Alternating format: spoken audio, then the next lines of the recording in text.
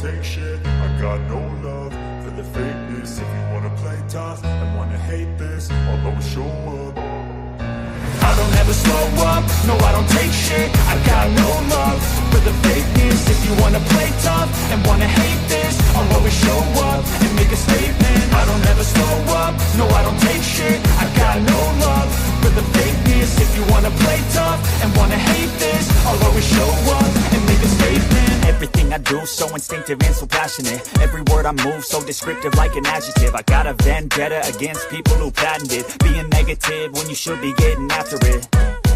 I got facts over tracks, this and that. Spitting slow, spitting fast. I could roast, I could gas. Think I'm okay at last, but I don't know if that can erase all the past. And the pettiness, a reflection of the emptiness. Hilarious, you think you're worth my time, you're delirious. Mysterious, because you hide behind a fake exterior. Inferior, you know I'll always be a bit superior. Get off of me, this ain't no humble brag. I want you to hear words, you can say them back. I want you to feel free from the chains at last, and to believe in what you got, it was built to last, yeah. Now that I've been put through hell, I never got anyone's help. I had to do it all myself. I don't ever slow up, no I don't take shit. I got no love for the fakeness. If you wanna play tough and wanna hate this, I'll always show up and make a statement. I don't ever slow up, no I don't take shit. I got no love for the fakeness. If you wanna play tough and wanna hate this, I'll always show up and make a statement. Gonna learn the consequence of being incompetent. Mental health is confidence, dreams into modestness. I'm not here to save the day, that's for you to take away. I could play a million mind games, but instead I say something not illogical, something that is topical. Rub it on and watch it go, make yourself unstoppable. Dreams are irresponsible, but they're always possible. If you just believe, you could be so remarkable. Thoughts in my head, a collage and they spread. I'll be great one day, going off of my meds. No, I'm not giving up, no, I'm not giving in. I will make it to the top, taking off in the wind. I gotta make it, I'm saving every day to taste it. I'm patient, but my mind, it can hardly take it. I'm chasing a dream that I've had for several ages. A vacant, modern kingdom for the taking. Now that I've been put through hell, I never got anyone's help. I had to do it all myself. I don't ever slow up, no I don't take shit. I got no love for the fakeness. If you wanna play tough and wanna hate this, I'll always show up and make a statement. I don't ever slow up, no I don't take shit. I got no love for the fakeness. If you wanna play tough and wanna hate this, I'll always show up and make a statement. I don't ever slow up, no I don't take shit. I got no love for the fakeness. If you wanna play tough and wanna hate this, I'll always show up.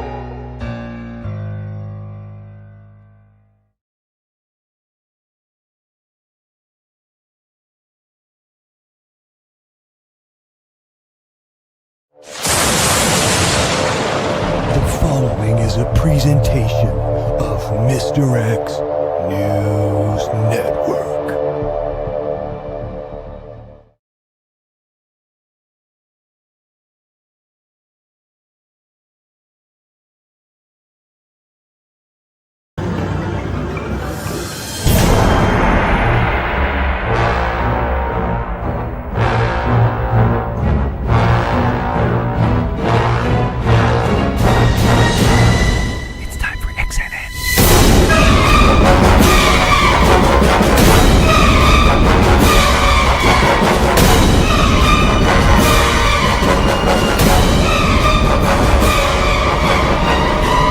Objection! I said I didn't do nothing!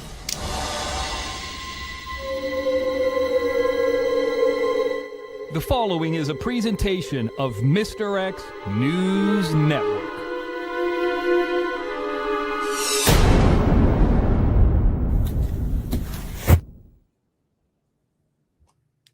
It's Mr. X News Network, and some reason my light behind me is not working. I don't know. You can see me real clear this time around, though. Usually I'm backlit. I got the light going up, but I'm here live. Mr. X News Network. Let me come off camera real quick and see what the fuck is going on with this light. I do not know why that is not working. Very odd. Super stickers coming in. It's Mr. X News Network. Give me a few seconds, and I'm going to put the music up. And I'm going to probably be back in a few here. I just got to, maybe I knocked the cord out. Something crazy's been going on at the beginning of every show. I never know what it is. Give me 1 second. I'm going to put back Big Rock Take the Lead, because I like to have the backdrop light up a little bit better. Give me 1 second.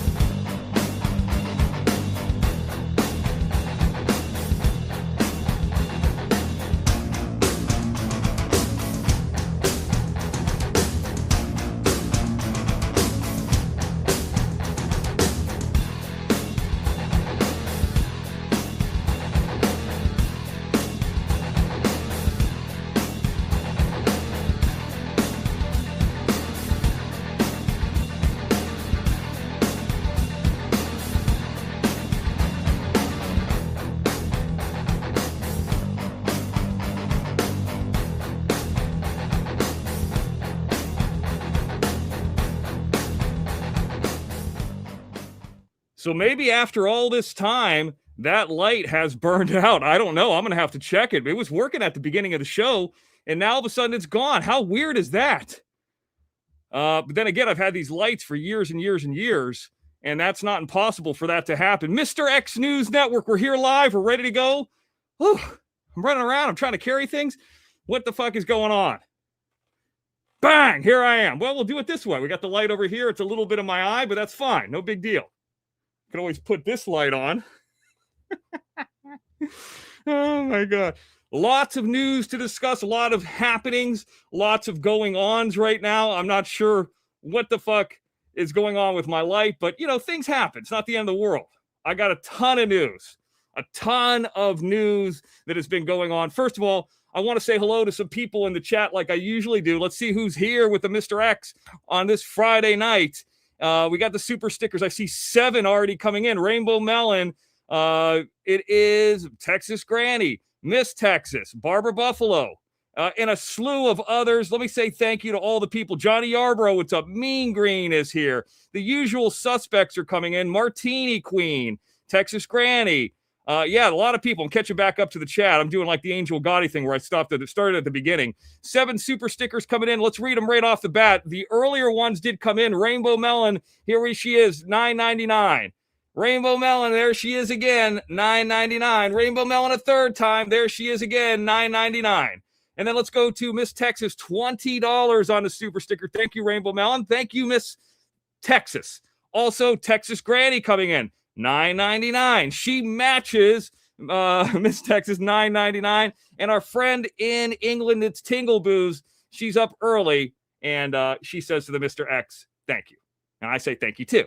She comes in. So there we go. There's our 7. A good way to start XNN. Lots of news, lots of information, lots of things to going on. What's up? What's going on? What up? What up? What up? What up? What up? What up? What up? So here we go with the news here. I haven't seen Adele a lot on shows recently.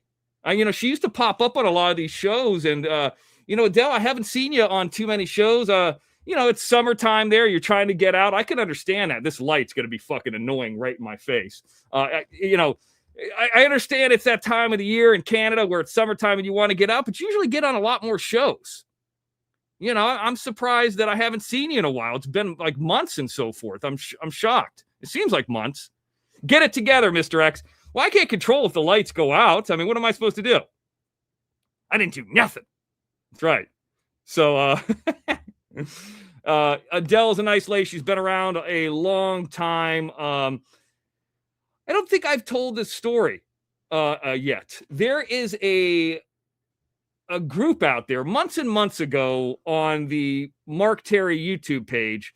There was a group out there that said something about Tiffany Shepis being in the Samurai Priest movie. I mentioned this. I don't think I've ever discussed it. And in this thing, they were like, well, why is she only in 90 seconds? And we're like, well, she was on the last day of that era, yada, yada, yada. And I'm going to take this and show it to you guys. I don't think I've ever shown it to you. It's been out for about 2 weeks. But this group kind of did a reply video to them, and then they did a reply to our reply. So Spanky in Boise is in the house. He's number 8. He's over here now. So just to kind of get this out of the way real quick. Now, I waited for a couple weeks before I showed this because I didn't want these people to get harassed. They're really nice people. And, they're big fans of horror movies, yada, yada, yada. But I'm not going to spend a ton of time on this. But this place is called Gore Fest at Tiffany's. And I'm not going to play too much of their show. But these are, two horror movie fans, Matthew and Rachel. I'll take off the closed captioning. And they love Tiffany Shepis. There she is in the bottom left-hand corner. And they first sent out a video, and then they did a reply to our reply. So there's some of the stuff. And then here is where we were talking back to them. And like I said, this site is called Outpost Unknown. And we were talking about how we had her in the film. And then they said, well, we understand. Like I said, it's been out for about 3 days. 13 days, that is. But that's out there on Outpost Unknown. It's called Gore Fest at Tiffany's episode 7, where they respond to us. And they're like, we get it. Because what happens if you have somebody in one of these movies, so you can see them responding there, that is well known like Tiffany Shepis is within horror movies, but she's only in there for 90 seconds. They're going to say, what the fuck? You ripped me off. She should have been in the whole movie. But there was kind of a reason there that she was in that film. And I said, in these scenarios, we said back to them, like, this one down here, it says Tiffany Shepis, and, it was all incorrect and inaccurate. But this one up here, we controlled, that's the Blu-ray. And it's obviously accurate. Well, people are expecting to see this lady in the movie, and she wasn't in the movie, except for like 90 seconds. So it is what it is. But there is a good response, some good discord back and forth. They're not haters. They're not trying to be dicks or anything like that. I think they're filmmakers too, but maybe they just do it at a lower level or a different level. I don't want to make fun. I'm not making fun of anybody, but they figured it out. And, sometimes there's reasons for this. It's not always some kind of scam or somebody trying to do something or somebody tricking somebody. Let me also get this out of the way too, because I said that this is going to be a show really not about haters. I did invite Bob via a community tab post. I've talked about it on other shows. I'm not expecting him to be here, but I did invite Bob up here. I emailed. Typically, there's an email that's sent out to everybody about another show. And now what I do is I just reply all, and then I send out an email from that email to those people as well that Mr. X News Network is on. So there's this idea, and you know who he is. It's Jim. He keeps saying that this guy who worked for us on Live Evil Samurai Priest is after the Mr. X. And just to kind of get this out of the way, there's no proof, there's no documentation, there's no phone call except for this. And we're going to do this one time real quick and get it over with.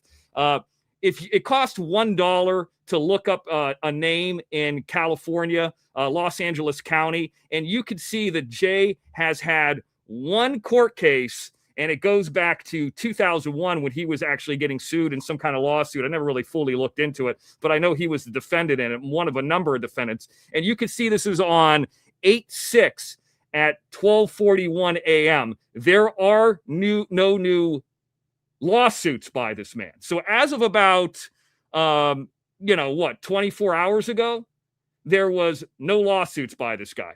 I don't believe Jim's talking about it. I just believe Jim is bringing up his name. The only lawsuit that he's ever had is over 25 years old. There is nothing new about this guy. So when you hear stuff about people wanting to serve the Mr. X and they're looking for the Mr. X and Mr. X, they're going to pound on his window and Mr. X is going to be, taking down the curtain and hiding and all that kind of stuff. You got to have the proof for that kind of stuff. You can't just talk about it.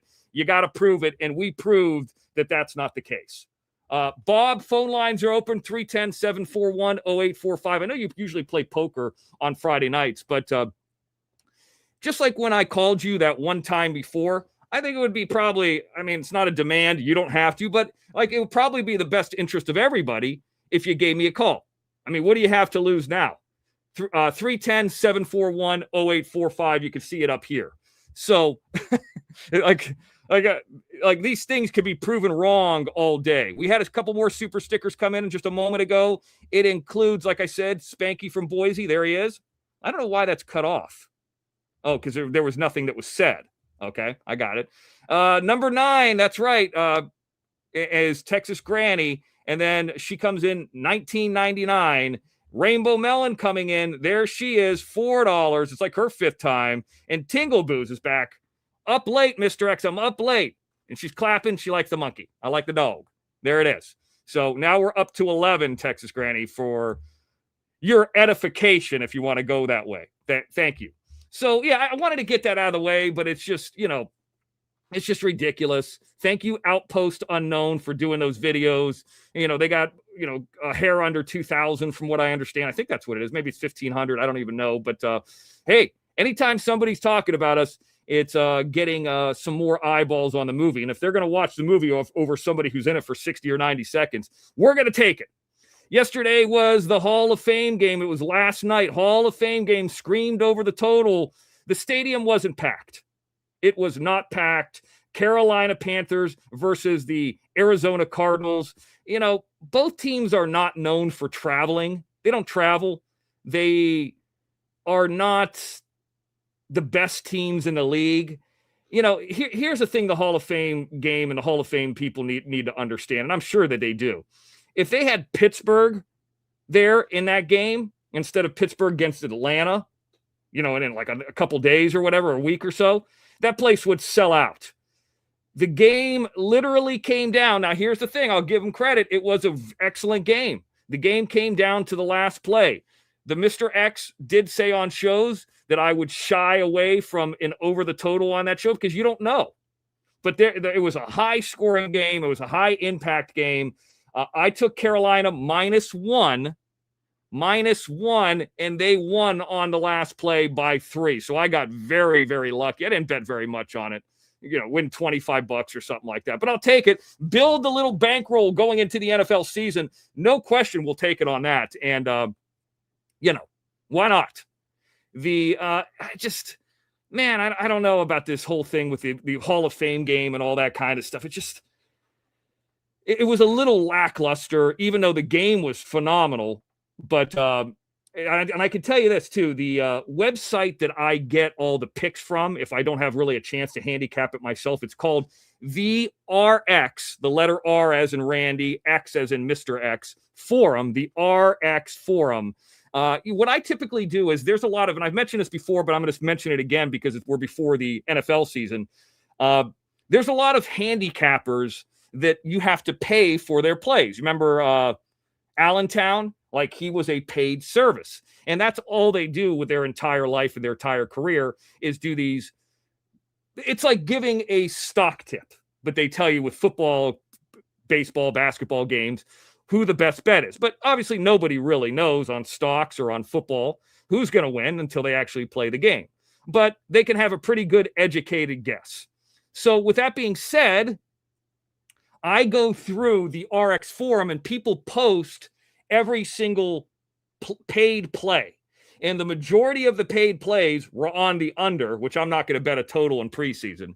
And the consensus was leading towards Carolina. In fact, I didn't see anybody say take the Cardinals. So I, took the Carolina Panthers and I went to the gym. And then when I came back, I saw Carolina was up. It was going back and forth. And it ended up being a winner for the Mr. X. Barbara Buffalo is here. She's number 12 on the Mr. X News Network. That's the Winners Club, where winners get their news. Thank you, Tingle Booze. Thank you, Barbara Buffalo. Talked to Barbara Buffalo briefly before the show. We'll take it. We'll take it for number 12. Now, I got to talk about it. You guys know I'm a big Steelers fan. There is a report out there that Big Ben Rothlisberger, is not going to be a first-round Hall of Famer. So they're saying that Big Ben is not going to be a first-round Hall of Famer. But if Larry Fitzgerald is a first-round Hall of Famer, there's no question that Big Ben is. What the fuck did Larry Fitzgerald ever win? In fact, Big Ben beat Larry Fitzgerald in the Super Bowl. That was when he obviously was with the Cardinals. What has Larry ever won? Let me give you the answer to that. Nothing. It's great that he's got stats, but so does Dan Marino. Big Ben never had a losing season as a starting quarterback. He never did at all as a Steeler. accomplishing more, winning more, multiple Super Bowls. He lost one Super Bowl, whatever. He holds all the Steelers' records, which is a tall task against that Steel Curtain years. Granted, the offense wasn't as tweaked up as it is now. By the way, was never on a cheating team like the Saints. In my opinion, the Saints never won a fucking Super Bowl. They never won one. I didn't see it. They cheated. How many head coaches do you know that have been suspended for a full season like Sean Payton was? And speaking of cheaters, Bill Belichick is a cheater. Now, of course, he's got the hot young girlfriend, and he did not get in the Hall of Fame this year, but they're saying that he's going to get into the Hall of Fame the year Big Ben is eligible. Big Ben should be ahead of him, too. How many touchdowns did Bill Belichick score? What did he accomplish? He cheated. Now, I even heard last night that they were putting trainers in the Hall of Fame. What the fuck is this? And Big Ben is not a first balloter? I guess the people at the Hall of Fame want to see empty stands like they did last night. See, I know something about the Hall of Fame. I was there when Terry Bradshaw was inducted in 1989. I was there when the Steelers' original, most known coach, the Steel Curtain coach, Chuck Noll, was inducted. I was there. It was hot out. Steelers fans will drive over from Pittsburgh to see Big Ben getting what he's deserving. Now, I know what you're going to say. You're going to say Mr. X. They're going to kind of stick it to Big Ben for at least the first year, and there's some other big names because of the alleged grape situation. Well, as far as I know, last I remember, he was never arrested. I don't remember seeing a mugshot of Big Ben. I don't remember seeing him having handcuffs on him. It was an allegation. He didn't do nothing. And he's not like that coward snitch, Ray Lewis, who was in a murder trial. By the way, Big Ben had a suspension, never was arrested. How many snaps did Ray Lewis miss? 0. And he was in a murder trial. And by the way, he ratted on his friends. That's a Hall of Famer? That's a coward. I hope the NFL Hall of Famer voters do not screw this up. Don't screw it up, Hall of Fame voters. Put Big Ben in as a first ballot, or you just lose respect. You lose respect. Okay, and let's go ahead and end it at the 26-minute mark there. End it at the 20. That will now be the first ever Mr. X News Network short on the Pittsburgh Steelers. I will start doing, there it is, I just did it, okay? I will start doing 2 to 3 minute shorts, and you just heard the first one, on the Steelers every single week. I did it last season, but I didn't make a short out of it. So I'm going to talk about something Steelers related every single week, and at the 26-minute mark, it's going to be a vertical video, and Mr. X talking about this bullshit that Big Ben won't get into the Hall of Fame. It's ridiculous. Hit the like. I need DNA proof, not bots. That's right. Apparently, I'm buying bots. And we're a little bit above 100. Our Big Ben is a clock. Yeah, no, I understand. That's where the name came from. I get it. We're talking about Big Ben Rothlisberger, though. American football. Winners Club, number 12. That is Barber Buffalo. Thank you, Barber Buffalo. And I did see some big super stickers. Cash apps and PayPals. We're going to get to that in a bit. Thank you for that. Don't think that I didn't see it. Fryermuth saved a kid. I saw the video of that from a fight at the camp.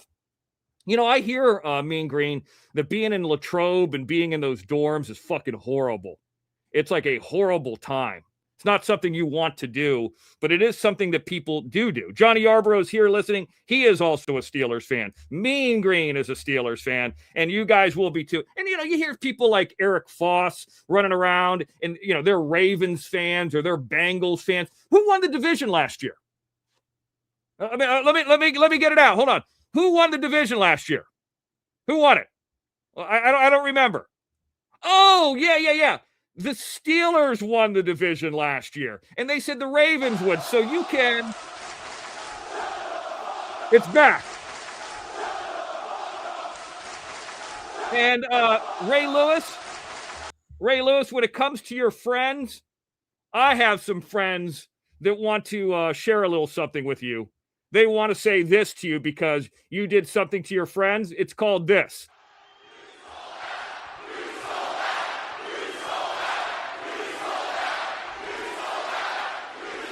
I'm surprised anybody would be a fan of Ray Lewis after what a coward that guy was. Now, he was found innocent, but he sold out his friends. That's not a fucking Hall of Famer. That's a coward. I mean, he was in a murder trial. I guess people don't realize that. Maybe they forgot about it. We're looking, if you want to take a bet in Tennessee Gambler, I know you're out there kind of, and you watch these shows like on demand or later on. Steelers plus 525 to win the division. Think about this. What does that mean? $20 wins you 100. How much? 110? Yes. 110. $100. What did I say? Plus 525? It's actually more than that. $100 wins you 525. You take back your 100. So you collect 625. You know, a $200 bet, which is what I'm thinking about doing for the Steelers to win the division, $1,050. $200 brings back $1,050 for the Mr. X. And I look at it like this. That's a trip to Vegas. You know, you pick up your $200 plus you pick up $1,050. $1,250 you have $200 invested in. Plus you're watching it the entire season. I think that's the way to go. Here's number 13 is Texas Granny. Miss Texas. I'm screwing that up lately. She comes in $10. Now, Spanky, I know you're in Boise. I'm not a huge Steelers fan, but Big Ben is definitely a first-round Hall of Famer. Now, here's the question I have for guys who are in Idaho, and thankfully Spanky's not going around to In-N-Out Burgers and blowing people away. But I don't know how far he is from Twin Falls, but Spanky, you might want to be packing next time you go and get a hamburger. But what team, if you're in Idaho or Iowa, what team do you root for? Like, if you're in Montana, who's your fucking team? Who do you like? Like, I don't even know. I mean, I guess obviously Boise State you could, root for. They're in your area. But who are the fans, now let's say you're in Texas, Miss Texas, Texas Granny, you got the Cowboys, you got, I was going to say the Oilers, the Texans, the Oilers. You got some choices. California, we got some choices. But some of the choices are leaving for Las Vegas. Here's number 14. It's Mean Green. She's back. Oh, she's got her cute little friend, the Jolene. We talked about Jolene on XNN. She's the cute little alligator who's missing the top jaw. So she's only got the bottom jaw. And they're taking care of her at Gator World, which I've actually done videos from early on XNN, way early on, years ago. So I got a lot of news, guys, a lot of different things that don't have to do with the Steelers. So, yes, that will happen. And I got to mention this. I would be remiss if I didn't mention this. Tony Romo, you fucked up, and apparently you're going to get fired. I don't think Tony Romo, you're on national television. All you got to do is not be a drunk. Like, there was this kid that came into the Steelers training camp that showed up drunk. Why? You're on an NFL football team. Like, if you make the team or even get close, like, you're on one of the best franchises ever. I would say, like, the two in the NFL, like the Yankees of the NFL, would probably be Dallas and Pittsburgh. That's my opinion. I mean, I might be wrong. I might be biased. But, like, you're on one of the franchises. You're going to show up drunk? The fuck? What's the matter with you? And obviously, Tony Romo, speaking of Dallas, was caught drunk, and it looks bad. It turns it into a laughing stock. I don't know. I wouldn't do it. You don't want to get arrested. We're going to be talking about people who got arrested, were in prison, and then released here in a little bit. Actually, a lot of arrest news, including Lay and Pipe, which I don't think anybody's really fully covered. I will cover that. It's not hater news. It's just news. And watch your crazy son getting out of prison. We will discuss that as well. That will be coming up. Pro wrestling news. I got to mention this. Dory Funk Jr., who was one of two traveling NWA champions that are left. Now Ric Flair is the only one that's left, if I'm not mistaken, has passed away. I think we might have talked about it on XNN on Friday. Check that out, man. It's just, if you want to check out his career, he's kind of a slower wrestler. I actually saw a match with him versus RVD in ECW in 1997. RVD was 26. He was 56. He was still in great shape. But the RVD match was a hell of a match. And this guy, Dory Funk Jr., actually had a wrestling school in Ocala, Florida. That's where Eric Foss lives with his mom in a trailer park. Eric, how do you like those 2 strikes you got, by the way? You haven't talked about it yet? Oh, okay. I didn't know. I haven't heard anything yet. Mr. X, thank you for having a great show, says the good friend Rainbow Melon. Now, Rainbow Melon, I don't know if you're a Detroit fan or not. How you doing is here. Kathy Fagan, we're thinking about you, Kathy. I know. I don't know if anybody else knows, but I'm thinking about you. And, of course, I wish you the best. Here's the answer from Spanky. Good. Green Bay Packers all my life and Chicago Cubs in baseball. Okay, fair enough. Fair enough. I mean, yeah, Green Bay Packers, another great franchise. I mean, they're up there being a New York Yankees level franchise. I'd give them that. I don't like them because they beat the Steelers with Aaron Rodgers, which would make Ben have 3 Super Bowls. But, you know, I can't take anything away from him. I like Aaron. Aaron Rodgers is the Mr. X quarterback. He destroyed Anthony Fauci, which, by the way, Anthony Fauci looks like he is going to be in a bad situation with a contempt of court. That, for the people who are saying contempt of court or perjury, that is contempt of court. Just not even answering a fucking question of what color your tie is. It's ridiculous. So, yes, I hope they put that piece of shit Anthony Fauci away. And thank you, Aaron Rodgers, for having the courage to come up on network television and say your piece. Say your piece. You know, and he was treated like a second-class citizen. But he's a winner. He's a Hall of Famer. I mean, how many people are out there that are 4-time MVPs? And not many. Certainly not Ray Lewis or Lamar Jackson. If Lamar Jackson gets injured for the Ravens, even just a knee tweak, they go 7-9. I mean, the USA Today is saying that the Steelers are going to go, 7-9, 7-10. You say the Steelers are going to go 7-10? You want to bet that newspaper that nobody reads on it? I doubt you'll do it. I'm going to bet a little something, but not a lot. Rest in peace, Dory Funk Jr. Terry Funk had already passed away. There's some other news rolling around that I've seen that L.A., Los Angeles County, is going to pay L.A. to spend $1 million.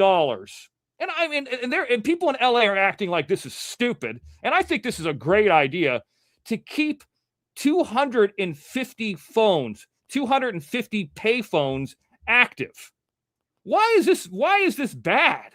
I don't understand this. I mean, you lose your cell phone. I mean, I remember, unlike a lot of people probably that are younger than us who, that watch the show, I remember 3 or 4 important phone numbers. My mom's, my girlfriend's. I got like 3 or 4 in my head. Obviously, you guys know this number. You know the 813, the 618 from back in the day. I mean, you could remember some numbers, right? Maybe 5 or 6. My dad's music store. I mean, that kind of stuff, right? Well, not mine, somebody else's. Yeah, that's right. I know numbers. So they want to get rid of the people are like, this is old technology. This is ancient. Oh, fuck you. Oh, fuck you. And here's why. You lose your cell phone, you're stuck. Say somebody tries to kidnap your ass or whatever it may be. And what happens is, you get to a payphone. I mean, getting to a payphone, 241 payphones, $953,000 to keep them active. Now, I would say it would probably be smart to have an app to tell you where the payphones are at. But if you have that app, then you don't need the payphone.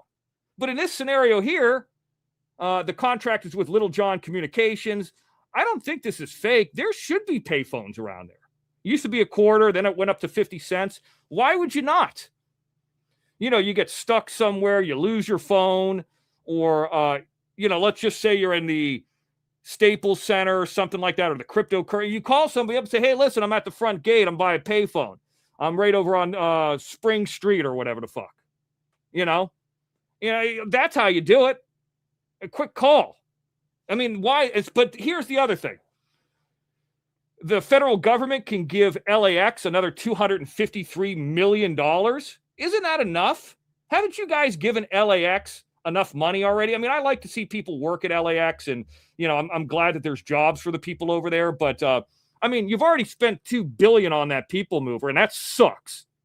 That sucks. Spent $2 billion on a people mover for what?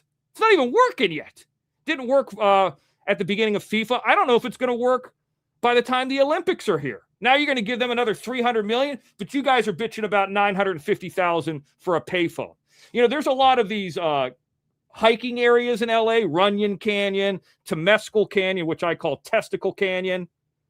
And they build bathrooms, like a male and a female bathroom. It's like one stall each. And when they build those, one bathroom in the hiking area, it's like $1 million.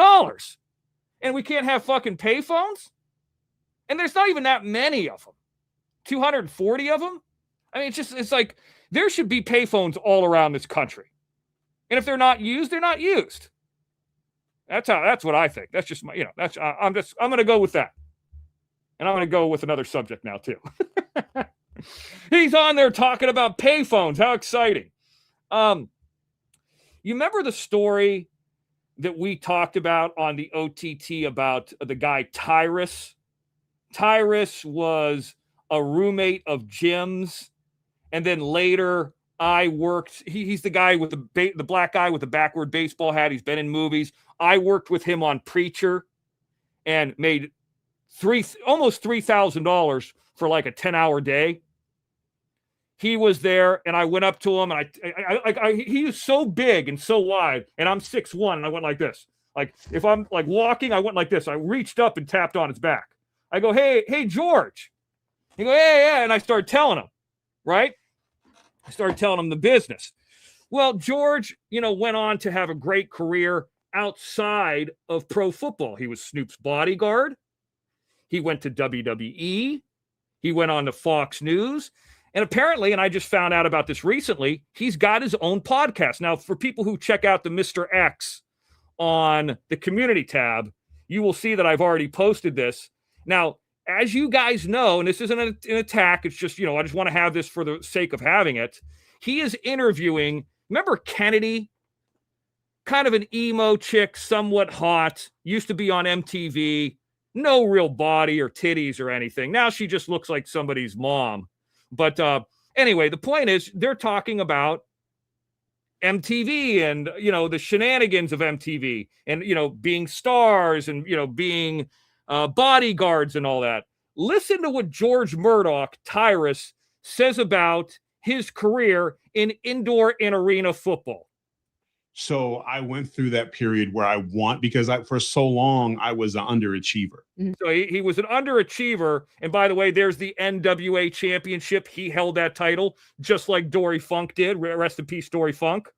You know, like, especially when like you've washed out from professional sports. And there was that moment when football wasn't happening anymore, not the level I wanted it to. And arena ball didn't pay enough and I didn't like playing it.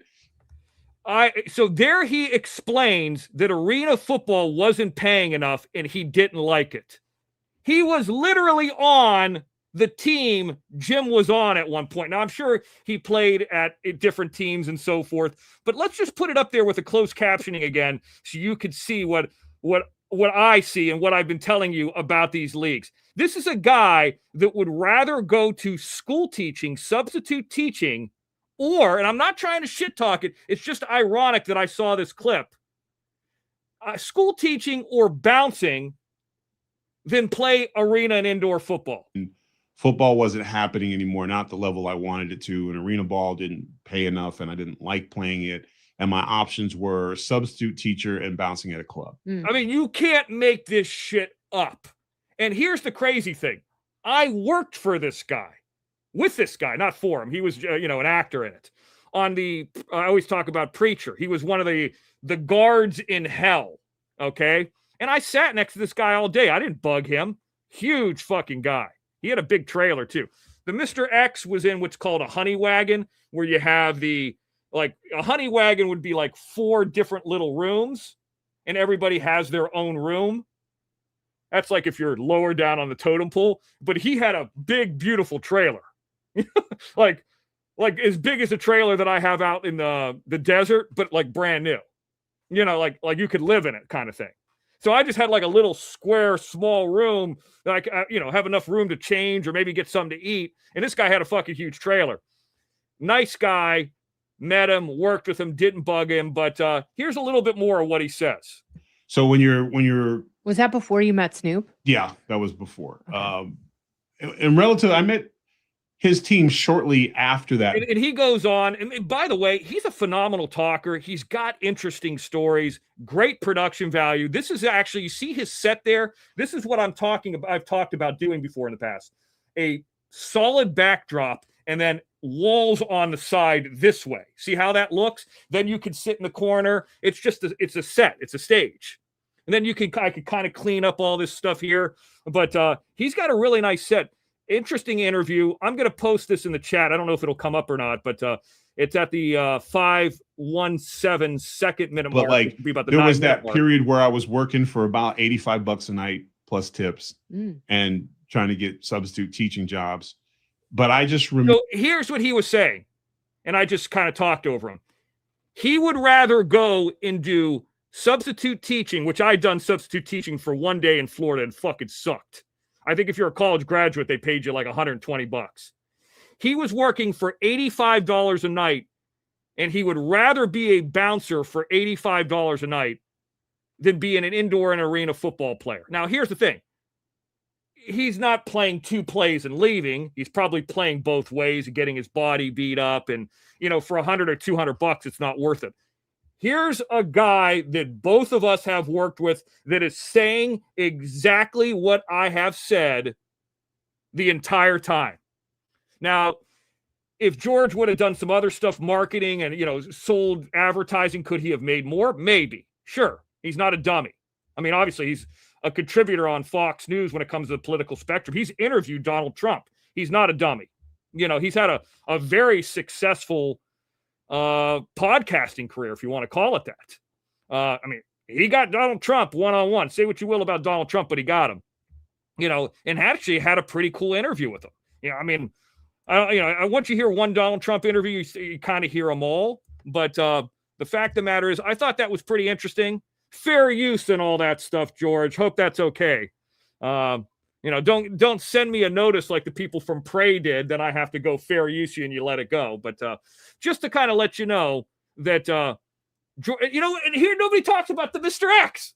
Nobody talks about the fact that when I worked with him, I know he was making more then because he was a principal and yada, yada. I mean, I was a principal too, but I was a principal stunt actor.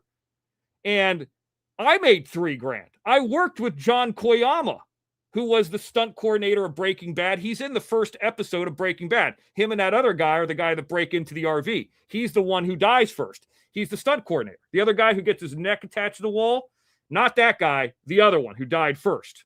The one they put in his body into the bathtub. But here's the crazy thing. We're making it. I bought my 100 ounces of silver that's somewhere around here. Maybe I sold it. I'm broke. The 100 ounces of silver with my first residual and still had money left over. So I don't know, man. I was just like, you don't let that, like, I didn't call George up. That's George telling you, not Mr. X. And he doesn't even know anything about this world. Number 15, it's Rainbow Melon again. There she is. She's having fun. I heard she's not shaving the pits. That's not happening as much. I'm not sure if that's true. Texas Granny told me that. No, I'm just kidding. That's a joke. It's a joke. Texas Granny didn't tell me nothing. Yeah. Oh, Barbara, you watch Tyrus a lot? And he's like a real down-to-earth guy. And I'm not, like I said, you guys probably think that I'm like 5'7". I'm not huge, but I'm not small either. This guy was like I could, if I wanted to bear hug him and pick him up, I couldn't. Like if I wanted to try to body slam him like Hogan and then sew my back, I don't think I could pick him up even if he helped me. Guy's fucking massive. But maybe it's like the thing with Sam Hoger we were talking about. Like he was at a very high level at one point, at least in college. I think I think he played Division I somewhere. I'd have to look that up for Tyrus. regardless of where he played at, though, Sam Hoger was in the UFC. He played at a higher level. He went to the WWE as an a high level athlete and character. And after these fights and Sam Hoger's out of the UFC, does he want to fight little fights? No. But to somebody like one of these jabronis that were on Angel Gaudi's in New York, that might be a big deal for them. And playing a couple plays in a row in indoor and arena football, that could be a big deal for you. But a guy like him, he had much more lofty aspirations, and it seems like he's definitely reached those. I don't have any hair there. Good. Yeah, shave your gizzard. Shave your gizzard. All right. So, George, I hope you're doing well. Dear friend of the Mr. X. Another thing I wanted to share was I mentioned this earlier about this whole thing that people are looking for me. And, hey, if you're listening to this, Jay, or Jim sends this to you, or is trying to get people in the middle of it, Jim keeps telling people that you're looking for me. And according to the LA County Court website, that is not the case. As you can see right there, Jim keeps talking about this guy, Jay Warfel, over and over again. We served him a cease and desist. We have never heard from him since. And you can see at 8/6/2026 at 12:41 a.m., I spent $1 and looked it up, and there are no new court cases. Usually, if you're going to want to serve somebody, you're going to probably want to have a court case. I believe Jim is speaking on behalf of you, and that's not really the case. But we'll keep an eye on that just in case, and we could prove what we could prove. Now, I want to say what's up to Eric Murphy. He's in the house. Eric Murphy, I got a story for you, my friend. I got a story for you. I was thinking about you. We'll get to that in a second. So I've talked about the LA County. I got to talk about this too. I said on the stuff before that I was going to try to stay away from hater stuff, but this is stuff that's built up over the week. There was allegations and things put out by Jim stating that he is no longer on Ben Verified and has found a better one. Well, I said just kind of offhanded in a show that somebody should contact Ben Verified. Well, after I did, a ton of people did. And thank you for reaching out to us about this. We take matters of this nature very seriously, using Ben Verified to dox people and get information and harass people, put out their phone numbers. We are conducting an investigation into the activity reference, and we'll be reaching out to you should we require any additional information. Kind regards, Ben Verified Customer Service. I have spoke to them on the phone, and I know for a fact that no less than 6 people, I have been told, have also reached out to them. Not because I told anybody to. I just said, you know what? Somebody should. And then I was like, you know what? Why am I putting this on all? I'm just going to do it. And then probably they said to themselves, I'm going to do it. And then everybody did it on their own. And of course, afterwards, they said, hey, Mr. X, I did it. So I don't know. I don't like to prove things that say things I can't prove. But I hear that he is saying, because I don't watch his shows, I only know what people tell me, that he is no longer using Ben Verified. That's because a bunch of people, I would be one of the 6, who contacted Ben Verified and said, here is what is happening illegally. Nobody else has ever thought about doing that. Mr. X did it first. So we'll see. Maybe it means nothing. I don't know. Barbara Buffalo said she spoke to them as well. Kathy Fagan, she's at least Kathy Fagan, she's got a smile on her face. I give her that. And Tingle Booze waves from a distance. She's from across the pond. She says, Mr. X, I can't call anybody, but I'm over here. I'm so, fine, that's fine. You could be over there. That's fine. That's fine, Tingle Booze. I don't care if you're over there. Tingle Booze, I heard that there's a lot of Muslim people coming in to that area. I heard the country's changing. Don't know what that means, but I heard that. So I keep saying that I'm not talking about the hater stuff, but I mean, these are just stories that have come up, and I'm not really attacking or screaming or anything. And I don't know if anybody else has talked about this, but our friend, if you want to call him that, Laying Pipe, had his court case the other day. And I can also prove this evidence if you go to my eClerk, and I'm going to put it in the chat, and you guys know his real name, but if you put it in the chat, you will see that, and I'll put that there. You put his first and last name in the chat. He did have a court case the other day. And here's what happened. Now, by the way, there was all kinds of talk that that was going to be streamed. Now, Mr. X reached out to the assistant district attorney. That was never streamed that I'm aware of. I don't know if it's because of me. Well, I don't know if it's because of laziness. I have no idea. I don't know. But I do know what happened in the case. It appears that Laying Pipe his attorney, pleaded down to a misdemeanor. It was pled down to a misdemeanor, which maybe he was right about there not being it not being that big of deal. It's not that big of a deal. I mean, having a misdemeanor after all the shit that he's had.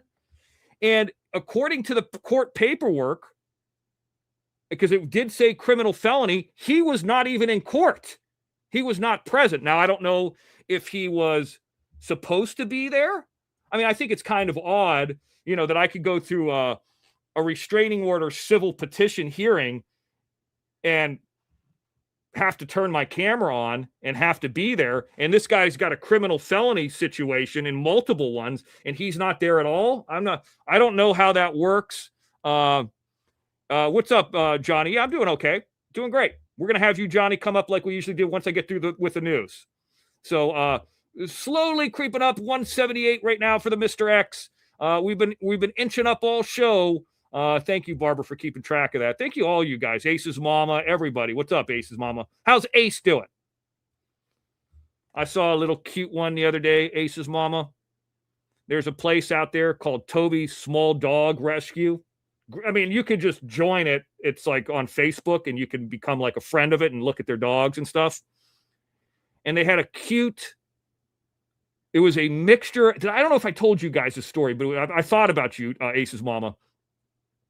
It was a mixture of a Chihuahua and a pug. It had like a real big head.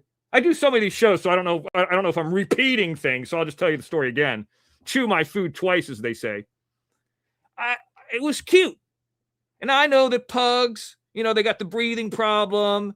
And if they're the long hot dog, they got the, back problem. But this is a little dog. Big head, small body, but very cute. And it was a girl dog. And her name was Bubblegum. She was very cute. The Mr. X thought about getting her, snuggling her, and then bringing up a surprise and say, look, the Mr. X has something. It was Bubblegum, the dog. Of course, then there'd probably be a children's book about Bubblegum. But anyway, I did not get Bubblegum. I saw this happens a lot. I'm like, oh, that's the one I want. I'm going to get that one. But you got to apply every single time for every specific dog. And I saw 2 gay men got it. And I'm like, oh, well, they got Bubblegum. They probably got money. She'll have a good life with those 2 guys. She'll have a good life with those 2 men's. Hopefully they stay together. He's great. We are just trying to stay cool. It's 104 degrees right now. That's a chug. I don't know what that means. We have one, but it's a Chihuahua pug. I got you. We have one, but he looks straight plug, and his name is Pug, and his name is Otis. Cute little one, cute devil, bad beast. Rainbow Melon coming in again, number 16. Number 16 for the Rainbow Melon. Rainbow Melon, I know you work out. I got to tell you the story real quick. I went to the gym the other day, and part of the circuit training was, those skiers that you do. And then, you do the skiers at first, like on the machine. And then the second one was like a jump and then ski, jump and then ski. And then the third one was like you put your arm out and your leg behind you out. And then you switch and you put your arm out and your leg out behind you. And you do that 3 times. Then there's a burnout. And I was like, okay, this is nothing. This is like girly exercises. This ain't nothing for the Mr. X. Next day, my fucking calves were killing me. I woke up and I was like, fuck. And these little girls, they come in there to the gym with the cute outfit on and this and that. And like, they're jumping up like this high. And I'm jumping up like I'm going for a rebound over Dennis Rodman. And I thought about you. I thought that would be a good exercise for you. You'd probably be wearing something cute. Oh, I'll tell you another quick story too before I get to this. Number 17 is Miss Texas. She's back. Miss Texas, I saw what happened on the Cash App. We will get to that. I have not forgotten about it. I haven't even gotten to it yet. Count the super chats. I'm betting it don't compare. We're at number 17. It's not like I don't bring them up. Thank you, Miss Texas. So I've been learning stuff over my life about women. You know, I'm not an expert about women. I don't know everything. I don't know nothing. I got this penis, this shaft, and these nuts. I don't know a whole lot about vaginas. You know, I'm not interested in assholes. I'm just not. It's not a sex thing. I just don't know anything about, you know, rubbing the top or whatever. I'm learning. I'm still learning at 47. I'm worried about this one that I got. You know what I mean? So I'm in the spin class, and I usually, for those who think that I have problems, I do. I stay in the corner of the room. So like the guy who's doing the spin instructing, like if I'm in the corner, the back right corner of the room, I'm looking at the side of the spin instructor. He's looking out towards the room. So if I were to go like this, I would be looking at the room. It kind of makes me feel comfortable that I'm in the back corner of the room. I don't like I have like two walls, so I don't feel like it's like a vertigo thing. It makes me feel more confident, and I'm strapped in. So I'm riding, and I'm looking over to the left, and I see this lady, and she has a lot of money in her body. She's a Hispanic lady, and she's got a real fat lady who's a Hispanic lady who's probably her friend sitting next to her. They're doing the spin class together. I had never seen them before. They never come into the Mr. X spin class. Okay? And by the way, Kathy, I know we talked about it before. It's hard. It is hard. That shit's tiring. I sweat my ass off in that. But there's a really good, I don't want to say his name. He's a gay guy. And this spin instructor is like the most fun guy. Like it doesn't feel like work. Like he's making it fun for everybody. And I'm like, wow, it's already over? No other guy I've ever, or girl I've ever experienced it like that. So there's this lady, and she's riding the bike and this and that. Now she's got the real firm fake titties. Now, most women who are in spin class, I mean, I got eyes. What am I supposed to do? They wear the tight bras, and typically the titties don't move, right? Okay, it's fine. I mean, I'm not looking. I'm minding my own business. But if I do see a titty flopping up and down, I might notice it. I mean, I got eyes. I think women would notice it too. So this lady's got like the hard, like if you were to hit her chest, she's got the fake titties, not judging, okay? She's wearing a low shirt, and it's like some kind of Red Bull specialized class. I mean, we didn't really do anything different, but I think new people came in to see what this class was about. That's why I never. So this lady's like going and kind of grunting, like, and moving and all that. And then she stands up and just, there's like one or two songs left, and walks out the class. Now, as she walks out the class, everybody who's looking at the instructor goes like this and like watches her leave. She got the big fake titties, and she's got the BBB, the Brazilian butt lift. Is it BBL? I don't know.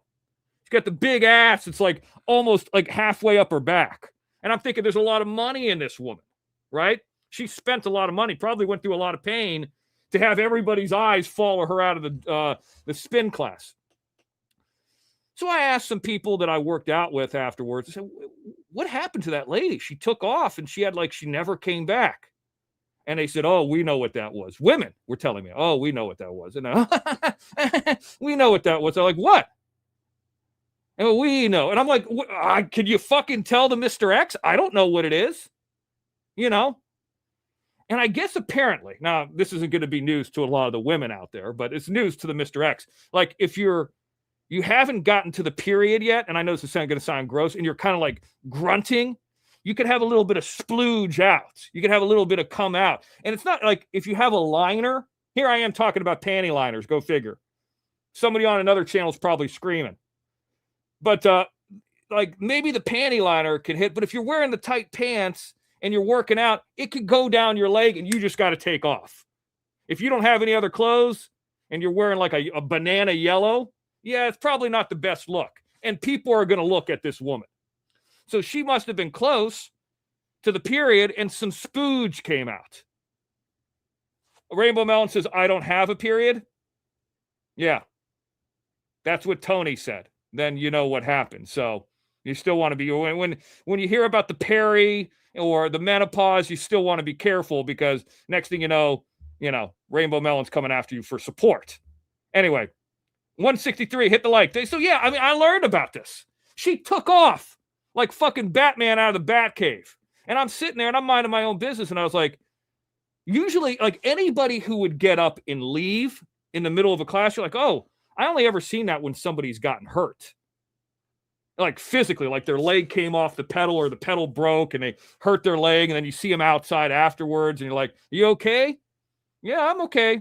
I saw an Asian. It happened to two Asian women. Never saw them again after that. So, yeah, that's what happened. Yeah, it's what happened. Yep. She must have been young.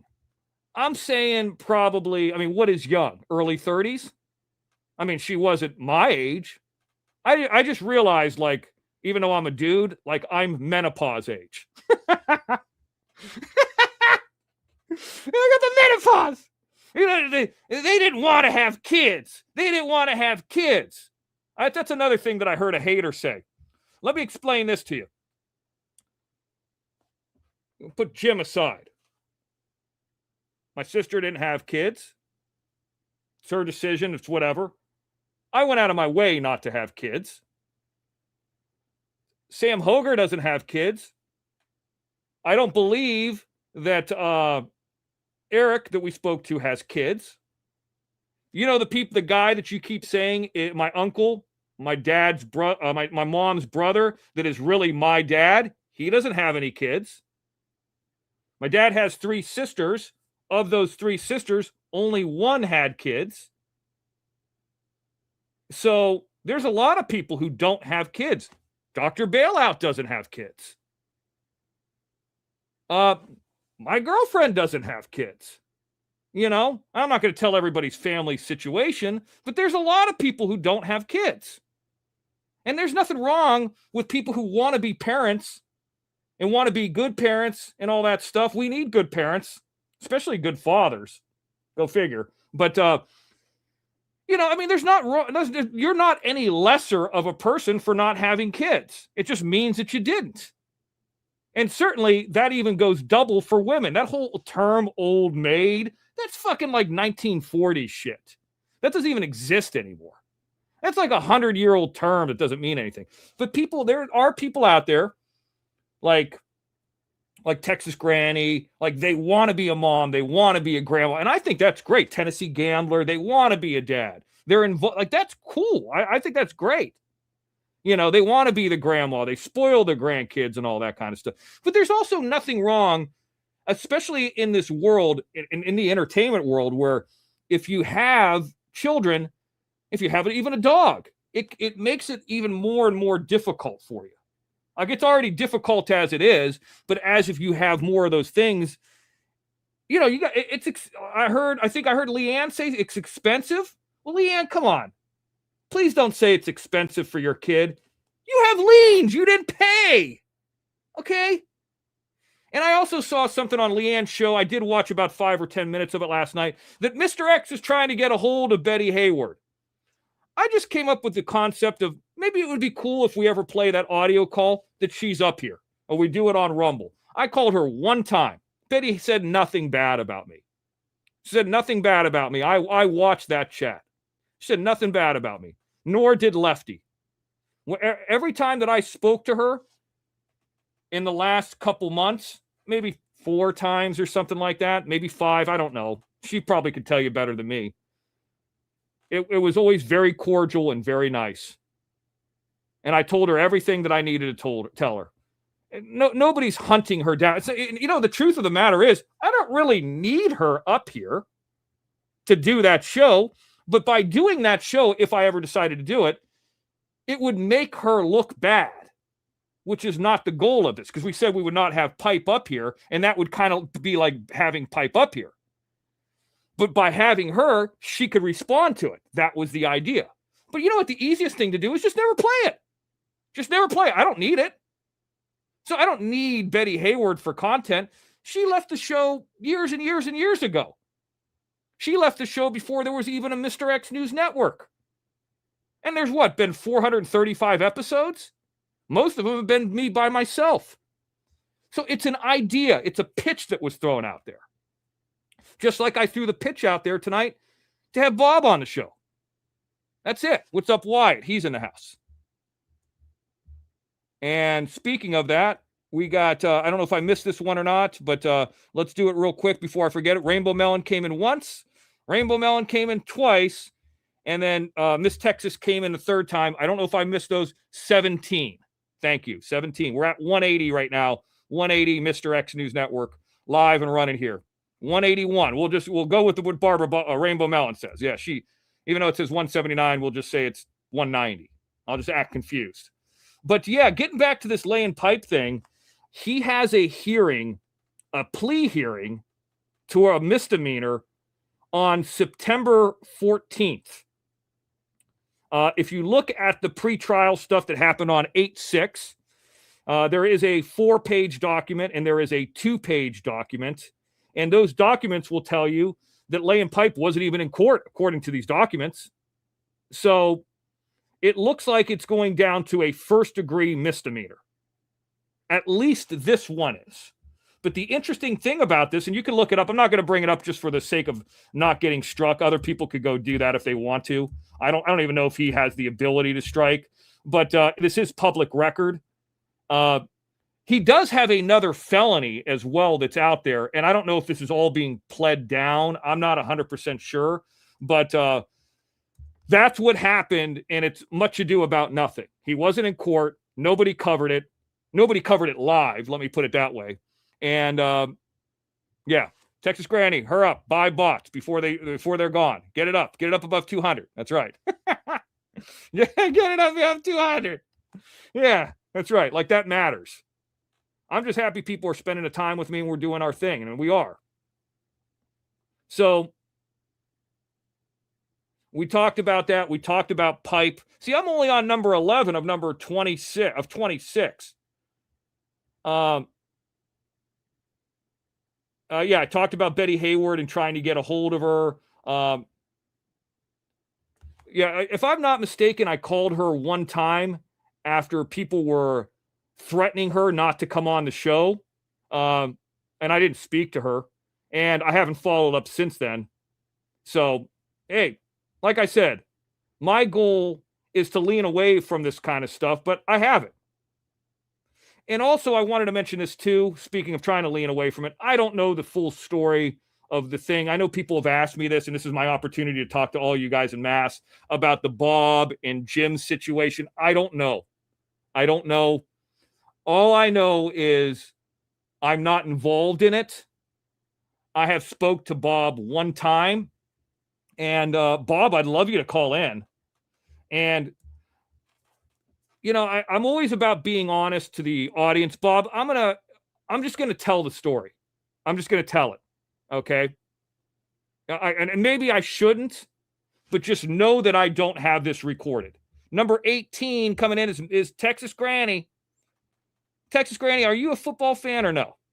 I don't know. She comes in $20. I appreciate Texas Granny, Barbara Buffalo, Rainbow Melon, or mods. I don't know. Apparently, I'm some kind of expert on it. I don't know. I don't even know how you do it. But, you know, if you can't fake the 18 super stickers, but then they'll say, well, it's only by 3 people. You know what I mean? Like, it'll be something else. Anyway, I want to tell the story about why I called Bob. I have been off the OTT. Now, listen to this at the 1 hour and about 13-minute mark if you want to take it for whatever your purposes are. Okay? So write it down. That way you can share it with him later. I like Bob. I had my tuffle with him back in the day, but I actually really think highly of Bob. Since I have left the OTT, Bob has never, ever, that I'm aware of, been on this channel, been in the chat, called in, sent in a super sticker. 100% not involved in anything I do. He's been involved with everybody else. Haters, Jim, other people, not the Mr. X. And we'd love to have him. He's always welcome here. I got no problem with him. I get a call a couple weeks ago from the attorney. You know, the one thing down in San Diego that I'm trying to stay away from talking about. And I was told that there was some new paperwork being submitted. It was never fully submitted. I've never discussed this on air. Some kind of motion to reconsider or something.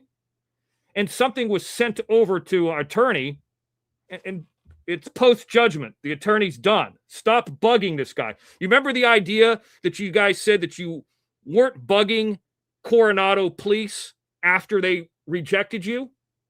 Well, this got dismissed, and now you're sending in more information.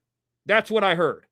I heard the motion was actually never filed, but some documents were sent, and the documents didn't come through. And by the way, the attorney can't be served. Good luck.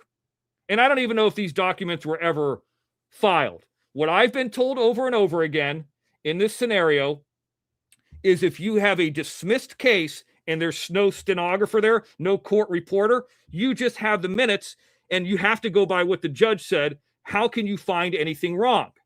But the same type of evidence was being submitted that was already thrown out or already discussed, just more of it. And I saw a few of them. Now, like I said, let me say this very clearly.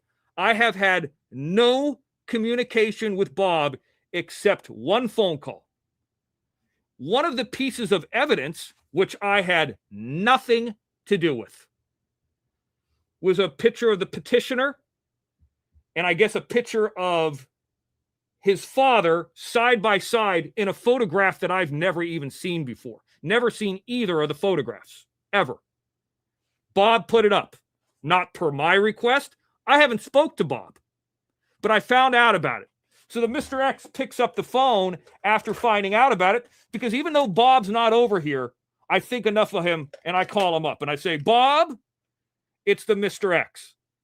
And I just wanted to tell you that, remember you heard about the police officer thing? Well, this is the call that they're talking about. Bob, listen, are you recording me, Mr. X? No, I'm not. I'm giving you my word that I'm not. I just want to let you know that there's being documentation submitted, or at least attempted to be submitted, of your YouTube page, and I have nothing to do with that. Well, you're saying it like in a way like you're recording me. I'm not recording you, Bob. I give you my word. I'm not recording you. I'm not. I'm just letting you know people are watching you and watching your YouTube channel. I don't know where you got those photos, but it has nothing to do with me. I did not comment on them. I didn't even know about it for the first, but I did not instruct you to do that. I have nothing to do with that. But I want you to know, just as a friend, that they're taking your posts and trying to submit it as evidence. Now, Bob's like, hey, does that mean they're trying to sue me or get me arrested? I said, I don't know. I don't think so. You'd have to go look up your own name. But what you're doing or what Jim is doing on other sites has nothing to do with me. I haven't talked to you, Bob, like in 50 days, since like back to the OTT days. But I'm just letting you do. He goes, what should I do? Should I take it down? I said, I don't know. It's your post. You do whatever you want. You take it down. You want to take it down. I don't know. It has nothing to do with me.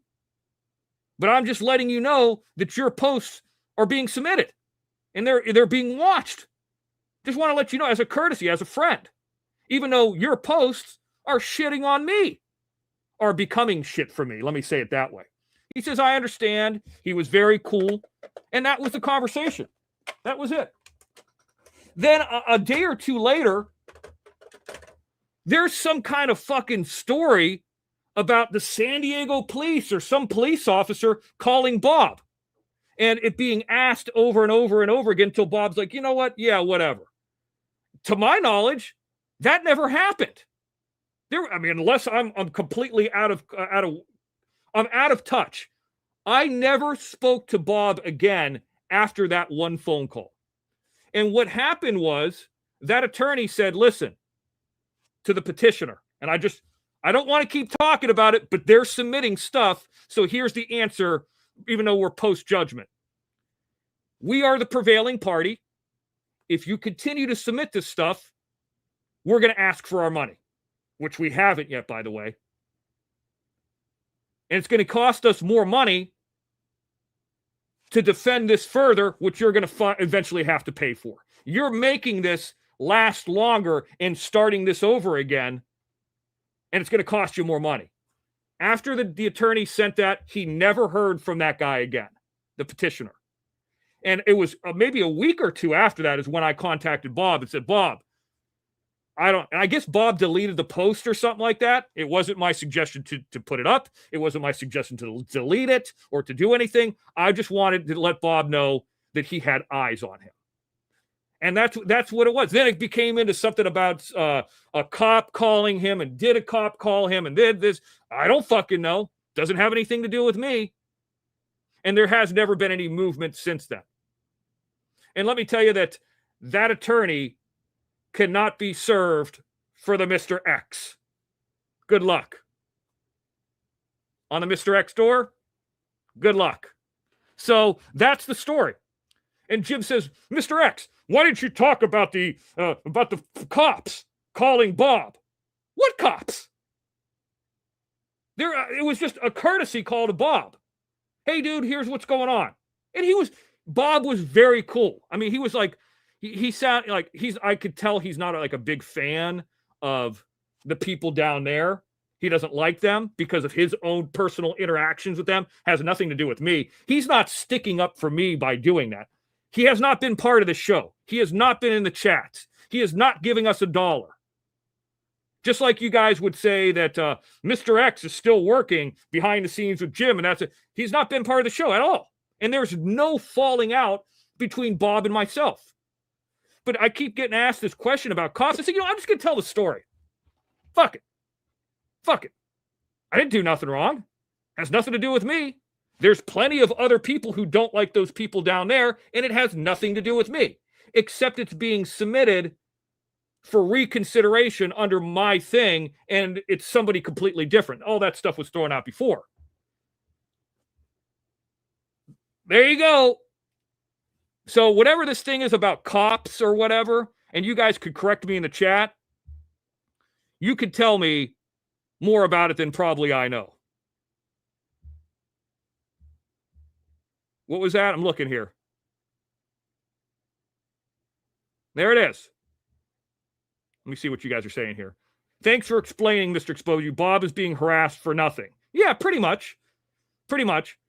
And this isn't a ploy now to try to get Bob to come here. He can come here. He could not come here. We got a good group of people. We got 19 super stickers already. I haven't even read off the Cash Apps, PayPals, or Venmos. We got a solid group here.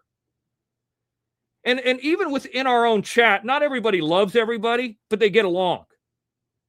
We got a solid group here. 223 watching the Mr. X live. Not that means anything, but that's what the numbers say. Apparently that's going to be fake too. But I don't know. Bob could go. Bob is Bob. You know what I mean? He's kind of a wild card, a little bit like Rainbow Melon in some ways. Rainbow Melon's going to pop up on shows. Bob's going to pop up on shows. Rainbow Melon's going to pop up in chats. Bob's going to pop up in chats. That's just, there are people that are like that. That's fine. I don't recall Bob saying anything horrible about me lately. So, there's the story. You want the story? I don't know anything about cops calling anybody. I've never heard of that. So, there we go on that, and I'll move on to my next subject matter. Thank you, Texas Granny. I'll look at that here in a second. Also, I got to talk about this. Here I am saying that we're not going to... I saw the thing with Watch Your Crazy Son. Yeah, I hear you. I'm not saying anything that's wrong. I thank you for that, Texas Granny. I'm not saying anything that's wrong. I didn't do nothing. Has nothing to do with me.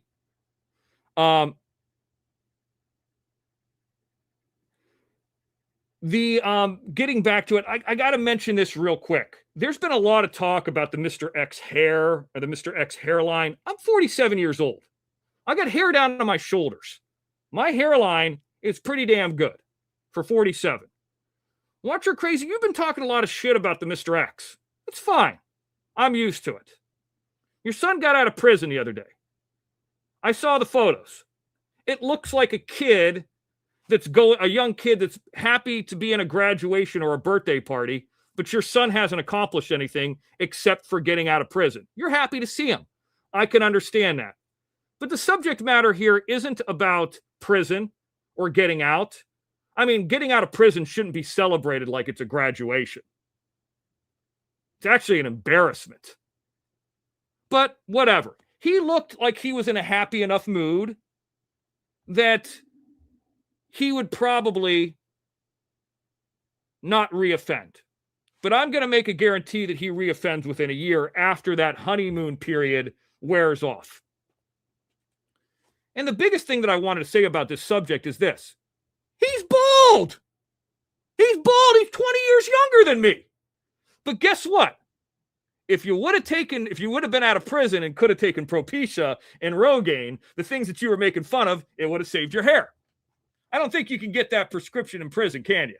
I don't think so.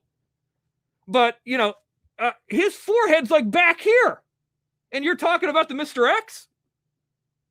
It looks like this kid lost all his hair in prison. And what is he, 26? He's 20 years younger than me? What's he going to look like at age 47? Well, will he get there? I don't know.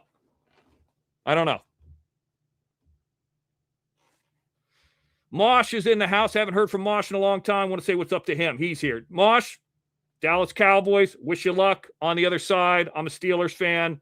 I would love to see another Pittsburgh-Dallas Super Bowl. That would be great. But Mosh, if you're going to do something, I don't know if you're still in Orlando or still in Florida. Last I heard you were somewhere in the Orlando area. You're a man. I know you're a musician. You got the hair, I think, still, like the Mr. X. What you need to do is you need to get in a car and drive down the I-4. And you need to get off on, what's the road? Orient Road. Go into the Seminole Hard Rock Casino and go up to the sports book. And if you believe the Dallas Cowboys are going to do something, have them make yourself a bet that they're going to win the NFC. You put some money on it. And Mr. X will put some money on the Steelers winning the AFC North. That's right. Or you don't have to if you don't want to gamble, but there's a little challenge. And I hope you win, because we could both win and see each other in the Super Bowl. That's what I would like to see happen. Steffi in the house. Want to say what's up to Steffi. Check out her channel. She's been doing some comedy bits. She's been doing some shenanigans over there. That's it. Texas Granny. I'm not really worried about anything else other than there. I didn't say anything bad. I didn't say nothing. So there is some other information out there about, speaking of Bob and speaking of Las Vegas and all that kind of stuff, there has been a rumor going around, and this is nerve-wracking to somebody like the Mr. X. There is a rumor going around that the Luxor is closing down. Let me get this up real quick. Monkey. I'm just here talking to myself for like an hour. There is no monkey. I'm the only monkey. I'm the only monkey left. To Luxor, Las Vegas, to our valued guests, we want to thank you for all the continued loyalty to Luxor, Las Vegas. After years of unforgettable memories, we are announcing that Luxor will conclude operations at the end of 2026 to make way for a new and exciting projects on the Las Vegas Strip. Until then, we will continue to welcome guests like the Mr. X. I'll be there in the fall. Not at that hotel, but I'll probably walk through it. And provide exceptional experiences you've come to expect. I think more people have unalived themselves in this hotel than anyone. Anyway, all existing reservations and plans will be honored, and our team is here to assist you with any questions. Thank you for being a part of the story, the Luxor, Las Vegas. That has been making the rounds in a lot of the message boards, Las Vegas message boards. I can confirm that is false. The Luxor Las Vegas is not closing down. I don't know what fucking idiot made that on the internet Sir, you are wrong. I have talked to the Luxor. That is bullshit. I have double checked it. You are an asshole trying to get attention. Whoever that's making that shit. You're an idiot. Kathy Fagan, we got somebody saying, Kathy Fagan, sorry, I didn't mean to write it wrong. Okay. She's got bangs now. Yeah. I got you. Okay. There's Mosh. He's back over here. He's got a PhD. PhD in playing the guitar. Now, speaking of something I want to share with you guys, I like to share the new technology. I like to talk about Las Vegas. I like to talk about how big my squonce is. I like to talk about the Pittsburgh Steelers. I want to shy away from the hater information. I like to talk about animals. I like to talk about dogs, little squirrel the dog, all that stuff, right? I don't like the yelling, but number one, I like the technology. I like things that are cool. Has anybody heard in the chat of something called Vay, VAY.io? Vay.io. I'd never heard of this shit till recently. Vay.io. What the fuck is that? Has anybody heard of this shit? It looks like another autonomous vehicle, and it kind of is. There you go. I am now a rocker from Orlando. I thought you were. Maybe I'm wrong. I don't know. Maybe you were years ago. So here's what it is. This is something new that is rolled out in Las Vegas, and Mr. X has the first little bit on it. Now, I think that this is going to become a big thing. This is like the Bird of cars. Here's how it works. You order the car. Someone drives the car to where you're at remotely. They're called like a teledriver or something like that. The car comes to you, and you get in it, and you drive it away. You drive it. Unlike the other one. What's the other one called? The one that we did the live stream from. The word drives you 100%? Yeah, it's not like that. This one, you get in, they drive it to you with nobody in it, you get in it, and you start driving it. And then you leave it, or if one is close to you, like a bird, you could just walk into it and unlock the car if one's like in a parking garage or something like that. Okay? But here's the difference with this. It's per minute, per mile. They charges a base fare of 99 cents in tax and insurance, plus the active driving rate, 25 cents per minute, 60 cents per mile. For temporary stops, there's something called a stopover mode, which costs 10 cents per minute, $6 an hour. And a remote driverless delivery costs $2.99 per delivery. So let's say I'm at the Luxor and I want to go to, I don't know, the Sahara. I don't know how many miles that is away. 5 miles. Let's say it takes 15 minutes. There's not a lot of people on the strip that night. And I drive it and I just leave the car there. That's probably going to be cheaper than an Uber. And if I want to stop at the CVS and get something and do the holdover, I could do that.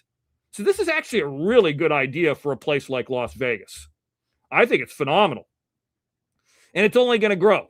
Now you can see the Asian woman has already got her hands into it. She probably developed the technology. There she is driving in a shitty area of Las Vegas by the Stratosphere, a place that Mr. X doesn't go to, but I'm familiar with it.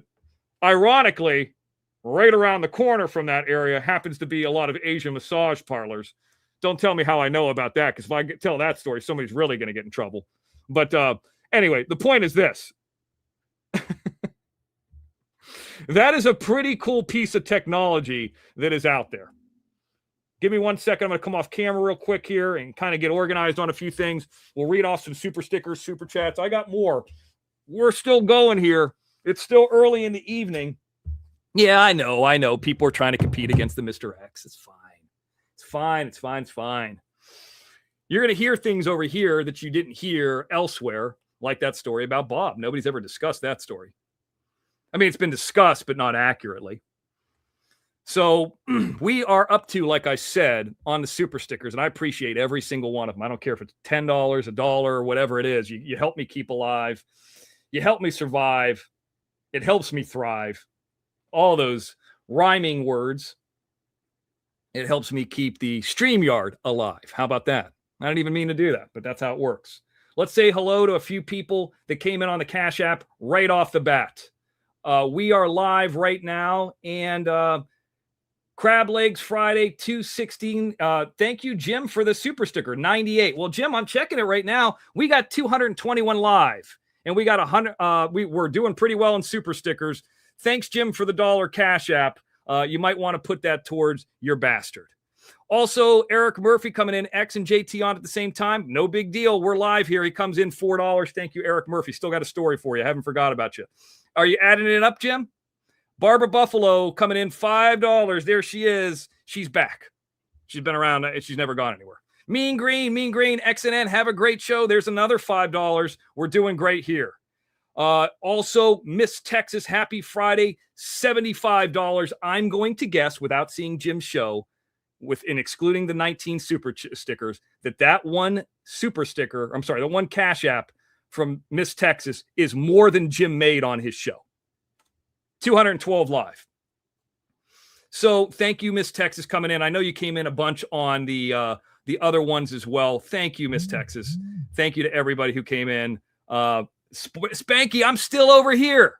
I'm over here. He came in $10.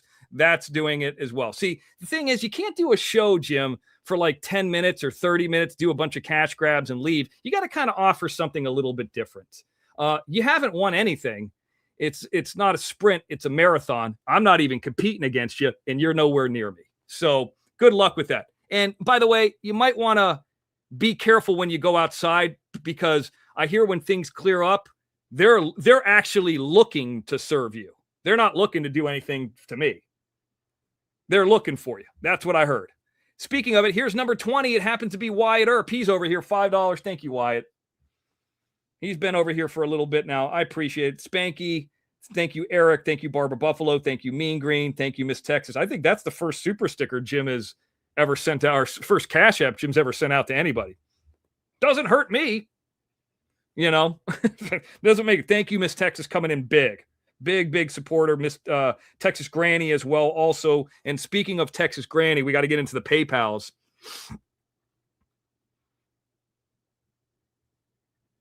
And you said something about somebody knocking on the doors or the windows. Mr. X, we know when Mr. X is live. I haven't heard that happen yet. Let me say thank you to Texas Granny coming in $25 on the PayPal. Happy Friday. It's Texas Granny. And then, of course, it is $10. And I'm going to just make sure that it's okay to say your name. I think it is. Happy Friday. Have a good one. The song on this is Allie. FYI, I like the song on the opening.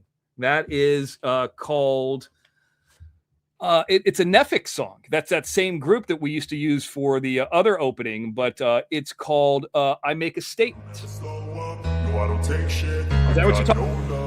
The fakeness, if you wanna play tough and wanna hate this, I'll always show up. I don't ever slow up, no, I don't take shit. I got no love for the fakeness. If you wanna play tough and wanna hate this, no, it's show up and make a statement.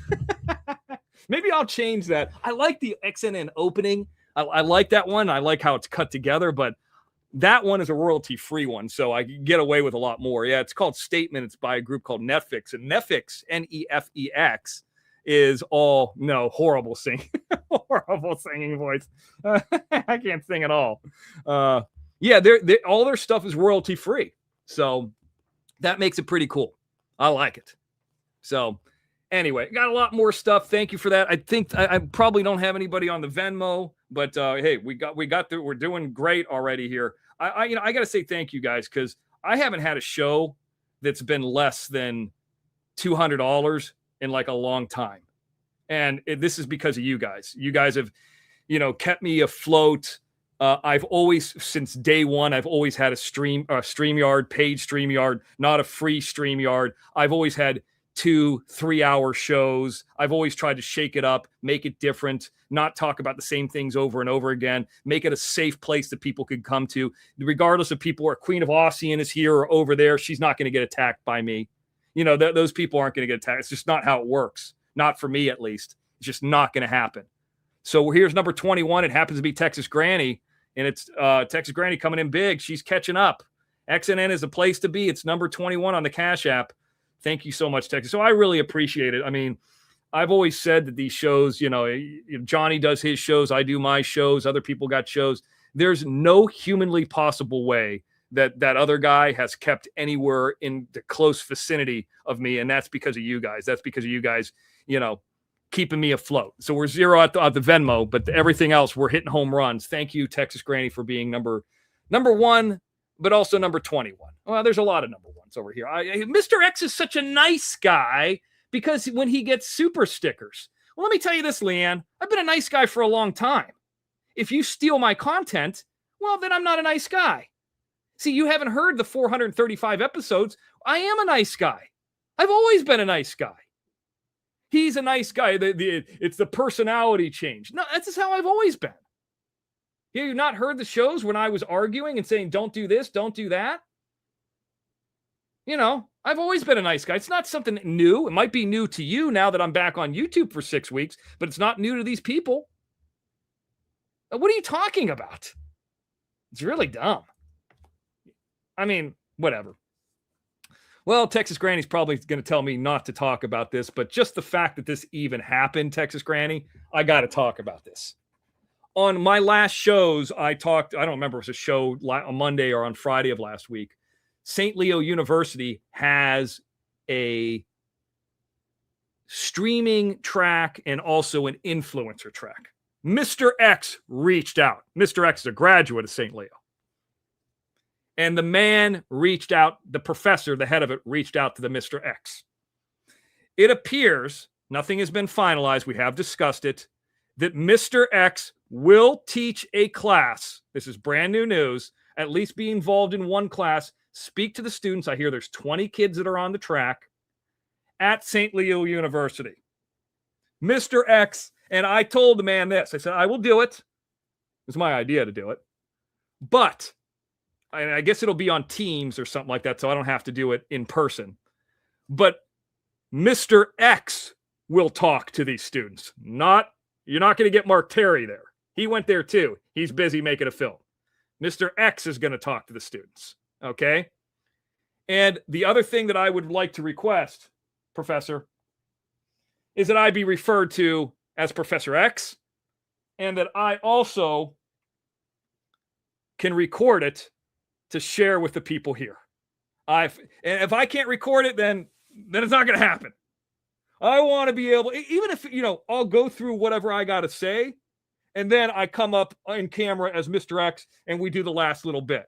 But I would like to, yes, record the class where Mr. X speaks to college students about being an influencer, a successful influencer. The only man, Mosh, the only man to win down in San Diego, get E&O insurance, do the copyright claims board, win that, undefeated, always showing up and making a statement.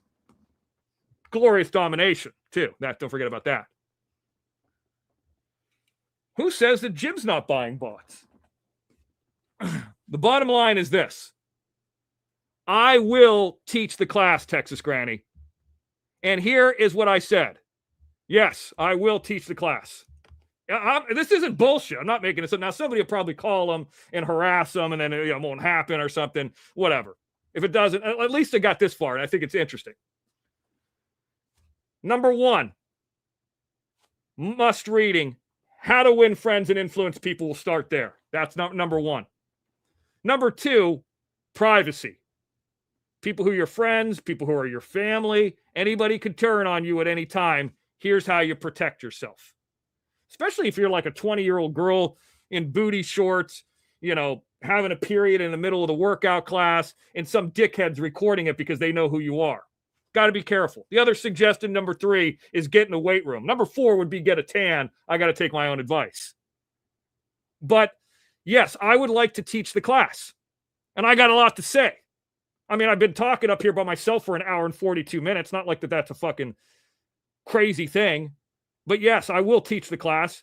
I am the person who taught you guys what copyright claims board meant. I am the person who taught you guys what OTT, over the top, meant. I am the threshold maker, the dream maker. the hater stopper. That's me. I've done a live at St. Leo before. Hater didn't show up. That's right. I got a lot to say about this. So here we go. We will see what happens there, Texas Granny. I don't give a shit. You took a screenwriting class? Yes. My suggestion, take it from somebody who's a master at this. Well, kind of. There's a program out there, Steffi, called Celt, C-E-L-T, and the letter X. Celt X. It's free. You could write your screenplay in that, not need final draft, and then you could share it with people. Kind of like you would share lawsuit information with people. Celt X, great program. Professor X, that's right. Yeah, so we'll see how that goes. I don't know. I mean, it could be interesting, but could you imagine if Mr. X, and there's like a bunch of kids, and I'm like, here's what's going on with these fucking assholes out there. Ain't nobody asking Leanne or Watcher or Crazy to teach a class. Now, granted, I brought up the idea, but I think I have enough cachet over there that they will listen to the Mr. X. And all the people that were there when the Mr. X was there are long gone, or they're dead. So it's a new generation.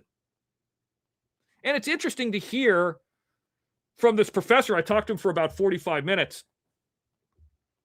about them using Adobe products. Adobe Premiere, Photoshop. Adobe Premiere is for editing. I like Final Cut Pro.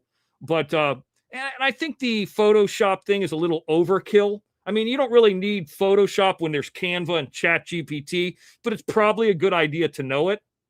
You know, I guess they got to get their money out of you somehow, and they got to teach you something. I mean, you just, hey, ChatGPT, make this, monkey. You know, that's not really a college, but at least that's there. I think it's good. This guy used to work in news. He's definitely got a background at it. And I talked about XNN. I talked about a lot of the stuff that I do and stuff that I've been involved in. So talked about the haters, talked about the shenanigans. And he's like, I've never really heard of any story like this. And I said, you know, some of it might be self-imposed, where we respond and we get up in your face, say we're going to be here. But, you know, you could turn the other cheek, but at some point you got to defend yourself too. And that's what's happened. That's right. I need you to write a treatment first, which is like start to finish. I think that's a good idea. I mean, like it's not a bad idea to just like write an outline, but whatever your process is your process. If you're writing a script, you write an outline. You could talk it into a camcorder, or I'm sorry, a tape recorder or a camcorder, or you can come up here on StreamYard and just talk and tell the idea and then flesh it out. There's a lot of ways to get to it. Whatever your process is, I always like to have the beginning and the ending in mind. And then as I'm writing it, it starts developing. Similar mosh to the book. The children's book is my property. I could see it. I could see the different locations. I could see the wash. I could see the coyote. I could see Bobby the Bobcat. I could see them all because I had trail cameras out there. Still do. Don't go out there. You'll be on camera. But the thing is, I like to be able to see it and then kind of develop it based off of things that I have. Not like I'm just going to make something up from scratch about space. How the fuck am I going to pull that off? You know, that's why a lot of people do those cabin in the woods type movies. So mine would be autobiographical, which a lot of people do. You write something you know about, and a lot of people know about themselves. That's good too. I always think about it like in the past when I was younger, how can I, like, every scene will either have the main known guy, vampires and gore and blood, action like car chases, nudity, like something is in every scene, and then develop a story like something's continuously happening. Now, this is a different kind of format. Obviously, things aren't continuously happening like that. But if I only got 90 minutes one time and I'm condensing everything in 90 minutes, then you got to make it balls to the wall. Flamethrowers, shit like that. Right? That's how I do things. What do you mean, Debbie? 55 what? Is that how old you are? Or is that how old somebody's birthday is? I must have missed that. Okay. So, yeah, there's the news, Texas Granny.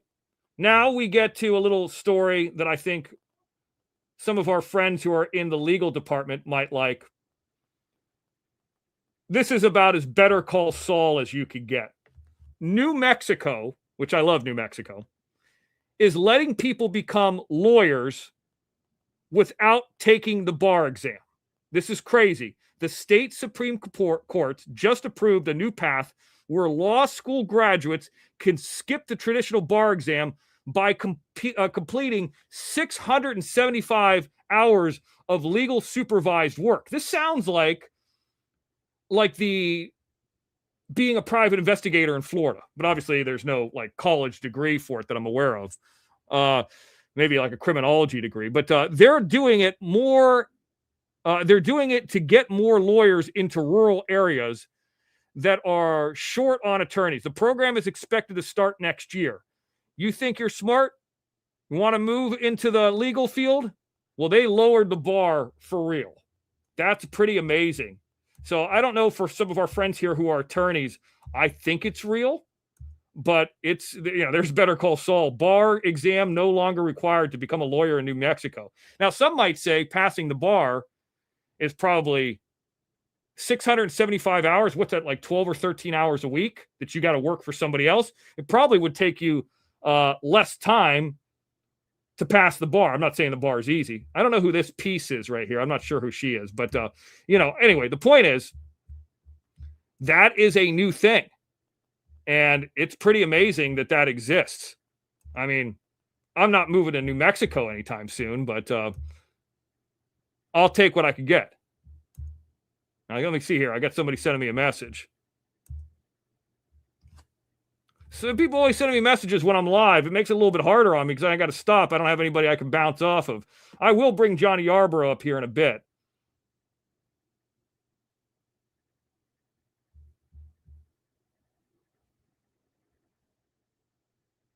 Anyway, I'm looking this up here. Okay, that has nothing to do with what we're doing here, so that's not a big deal. Okay, we're moving on. Mean Green's having an early night. I know you're traveling, Mean Green. We'll see you soon. Fauci to be held in contempt of court. Thank God. I hope they nail that motherfucker. 8-5 vote. Let's see what happens on that. Also heard, I don't know if you guys remember, speaking of movies, Linda Blair. Remember Linda Blair, who was in The Exorcist? She was a little girl in The Exorcist. I'm going to come off camera here for a second. It's starting to get hot.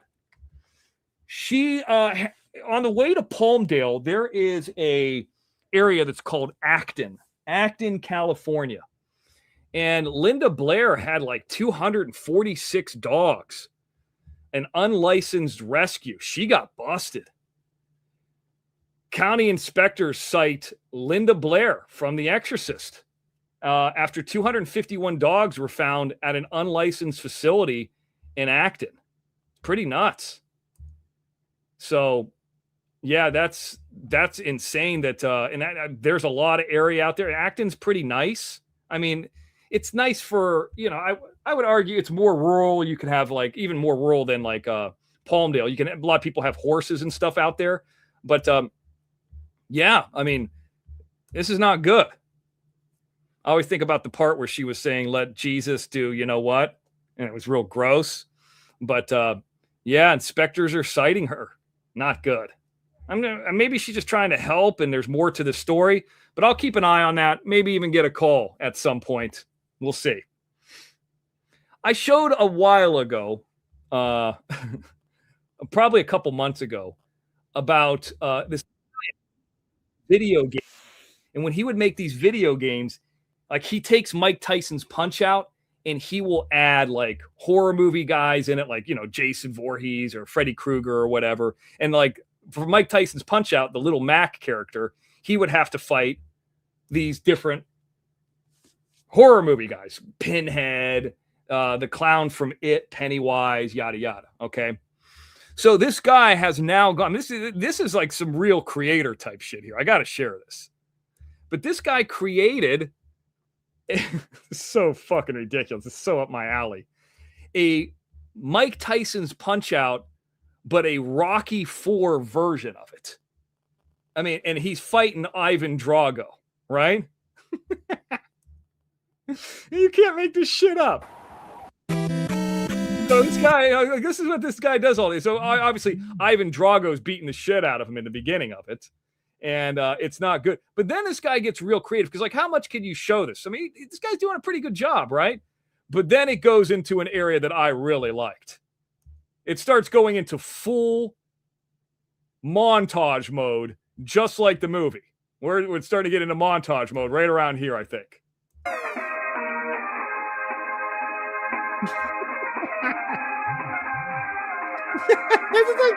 It's like the montage from the movie. This is a fucking. I saw the remake of this, the Rocky vs. Drago, at the Fathom event, and it was so great. And this guy really spent some time on this. Apparently, this goes to round 15. I mean, Mike Tyson's Punch-Out, I think, is only 3 rounds. But yeah, and then it gets to the end here. We'll skip to the end. Rocky's real tired, but he gets him. That's what people do all day instead of working. There it is. Yep. I like the horror movie one. I like the Rocky 4 one. Is that fair enough use of it for you? Am I going to get struck? Oh, my God. Too much time on their hands. See, Jim, that's what people are doing creative stuff like that instead of harassing other people. And they might want to try that. I don't know. It's just me.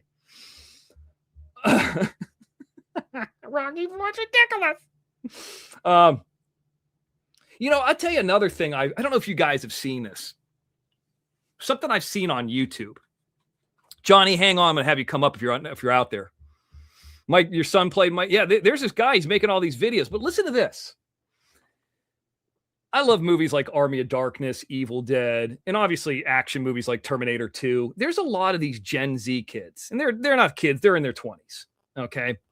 And they do reaction videos. They'll watch the movie, and they'll kind of get rid of the movie, and then they'll have a reaction, and they'll have the highest parts, like the highlights of the movie. And I have seen there's another website that scours all these different people who do reaction videos, and they put them up, and they just do a compilation. So here's the crazy thing. These Gen Z little twerpy motherfuckers, they've never seen Army of Darkness. They watched the first Terminator, but they don't know anything about Terminator 2. And I'm like, what's up with this fucking generation? I mean, I knew that Dorothy in The Wizard of Oz, that it was all a dream. And I wasn't alive when that movie came out. I don't even know if my mom was alive when that movie came out. So they're watching these movies, and obviously Terminator 2, the big ordeal, like in Star Wars or Empire Strikes Back, Luke, I'm your father, yada, yada. That would be the big moment. But in Terminator 2, Judgment Day, the big moment is, if you watch Terminator 1, Arnold's the bad guy. Well, the big moment in Terminator 2 is if you've never seen the film and you've only ever seen the first Terminator and you're watching this kind of stuff for content, and you're a Gen Z little puke that knows nothing except for like Kanye West. And by the way, he might even be old. You don't know anything about Gwar. You don't know anything about Warrant. You don't know anything about Slayer. Fuck you. I know something about him. I don't hear you guys talking about Eddie. You're not talking about Eddie and fucking Iron Maiden. You're talking about pussy stuff. I got a real problem with that. So these little pussies, they're watching Terminator 2 for the first time, and there's that big moment in the hallway where the bad Terminator, and the women usually in these videos could pick it out because you think that the good Terminator is the cop, and Arnold is still the bad Terminator. Arnold has no expression. The cop smiles. Then the cop starts fucking pushing people out of the way. The T-1000 starts pushing people out of the way, kids out of the way in the arcade. And they're like, wow, if this guy's the good guy, why is he pushing kids down? And then there's that little moment inside of that mall hallway where it's Arnold, the T-1000, Robert Patrick, and the kid is in the middle. And there's that moment where the Terminator says, get down, get down. And he starts shooting them with a shotgun. And now you know who's the good guy and the bad guy. And the people who are watching these videos are going nuts. And it's cool to kind of live through them and see their reaction. If you weren't alive in 1991, you would not know that the studio fucked up and gave the twist out in the trailer, which was not Jim Cameron's, I think, goal there. But anyway, these kids have no idea that Arnold's the good guy in the second one. And so I'm watching them watch it, and I'm like, I guess this is what content is now. You being obtuse and a fucking idiot. How could you not know this? How could you just not know pop culture? It's not even that long ago. Like 1991, well, maybe it's 30 years ago. But when I was born and I was watching, I don't know, stuff in the I was born in 78. Let's say I'm watching Back to the Future or 85 or something in 88. You go 30 years before that. I mean, I don't think that The Wizard of Oz was out in the 50s. When did The Wizard of Oz come out? And I was aware of stuff like that, Charlie and the Chocolate Factory. I mean, I understood. Wizard of Oz came out in 1939, 39, 49, 59, 69, 79. When I was 1, it was 40 years old. Now, granted, that's one of the biggest ever, but the Terminator 2 made a lot more money than Wizard of Oz. These kids are fucking idiots. I don't know. I had to share that, but there's a lot of these videos out there of these kids watching this stuff, and I was watching them watch it, but I got kind of annoyed and pissed off. By the way, Mean Green, I did finish off, dude, you're screwed. It's okay. It's okay. It's okay. I'd love to get hold of Matt Graham. He's an interesting guy. He's based out of Utah. You never know. Maybe I'll try to get a hold of him in the future. We'll see. He'd be an interesting guy to have on here. I have really no connection to him, but we'll see what happens. There was a measles outbreak at Universal Studios Hollywood recently. Measles exposure potential outbreak. I'm surprised this doesn't happen more often at these amusement parks. But apparently there were some issues going around. That became big national news.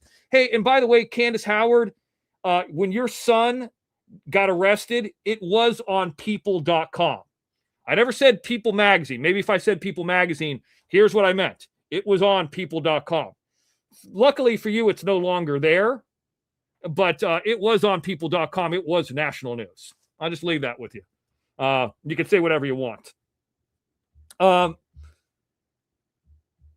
No story here. I really don't have any story here, except it's just something I wanted to share because I like it.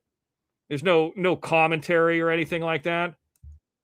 But something I like. I watch a lot of these hunting shows, not hunting shows, but survival shows, and they hunt and they go after. Eric, what do you think about that thing, by the way? I'll get back to this. What do you think about that thing in New Mexico? That's pretty crazy, right? So, I watch they hunt a lot of pigs and all that kind of stuff in these survival shows. And I don't know. I mean, the feral pigs are kind of scary. I don't know if this is a survival show or not, but this man is hunting this wild boar.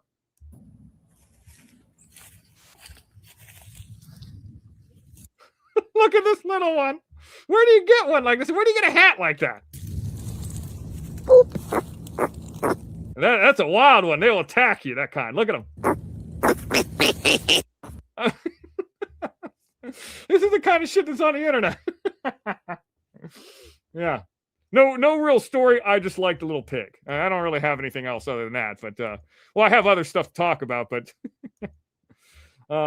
Eric, I will Halloween everywhere. Halloween that's right. It's already out. It's already all over the place. Let me come off. I'm going to send the link over to Johnny Yarborough here. Let me come off the eyeball test here. And we'll send it over to Johnny. Kathy says it's Halloween time. I think they're already setting up, Kathy, the Spirit Halloween stores. Every year I go to the Spirit Halloween store live. I will do that again this year. I will do that again and live after it's over to see what's on sale. So that's kind of like a yearly thing before and after. Sometimes I go to the Home Depot, see what they have. My family used to hunt wild boar in the Black Forest. Well, that thing kill you, man. Those things are dangerous. You got to be careful. I mean, they're a threat for sure. I said I would send the StreamYard link to Johnny Yarborough.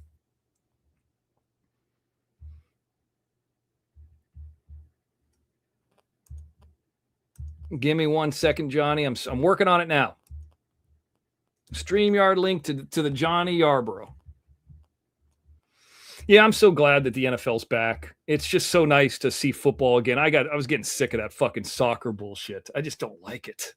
I just didn't grow up on it. It's boring. It's slow. It's fucking 1-0. People go nuts over one score. I mean, I guess if there's only one score in the game, I understand it, but I don't know. It's just not for me. I just don't like soccer. I'm not interested in watching Norway, I just don't give a shit.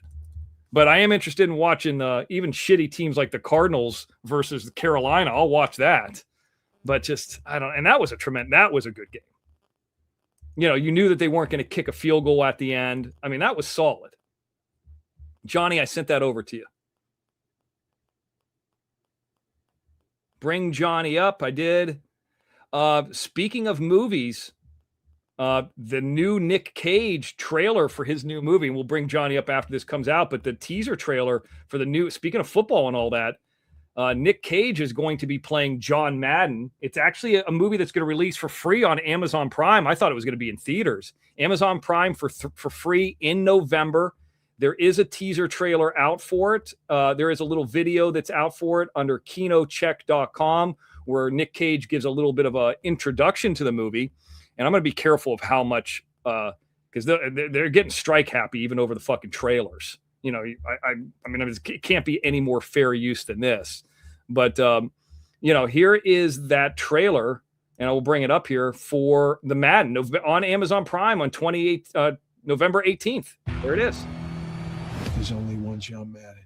They didn't make another one. That's Al Davis in the movie. Obviously, Al Davis has now passed away. Silver Linings Playbook, American Hustle. This is obviously, it does look, his teeth and, it's Nick Cage, but at a glance, it does look like John Madden. There's a lot of people in it, here's another little clip of it. Who is playing Al Davis in this? Let me go back through this. Catherine Hahn. Can't remember, but, it looks pretty fucking good. I have no idea where we are, who we are, where we're coming from, or who we're throwing to. But Nick Cage is just such a personality. He's doing a pretty good job. I don't know, man. It's hard to not look at that as Nick Cage. You know what I mean? But I would watch it. I don't know if I'd watch it like the first night it's coming out or anything, but if it's free, I got Amazon Prime. Why not? Right in the heart of football season. And speaking of the heart of a lot of things, it's Johnny Yarborough. What's up, dude? Hey, what's up, dude? How you doing? Good. Wanted to bring you up. I'm always glad that you come up here.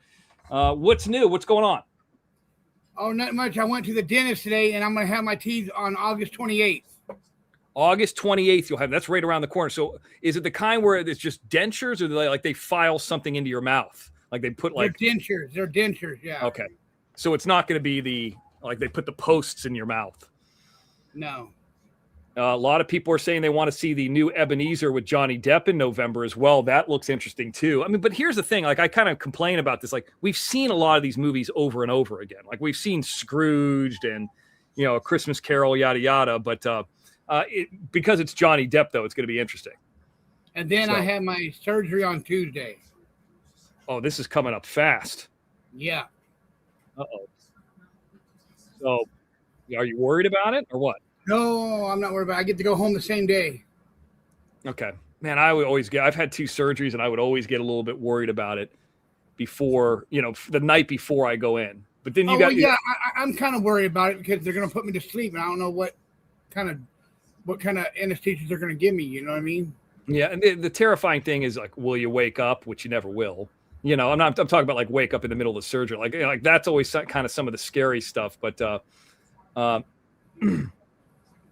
yeah. So, and I might be having that interview with that guy probably this Sunday. Okay. Well, good. Yeah, you've been going on a lot. I didn't even know you were on last night. Yeah, I went on last night. It was just a pop up real quick, and I played the whole new album of Five Finger Death Punch. That's what I did. Okay.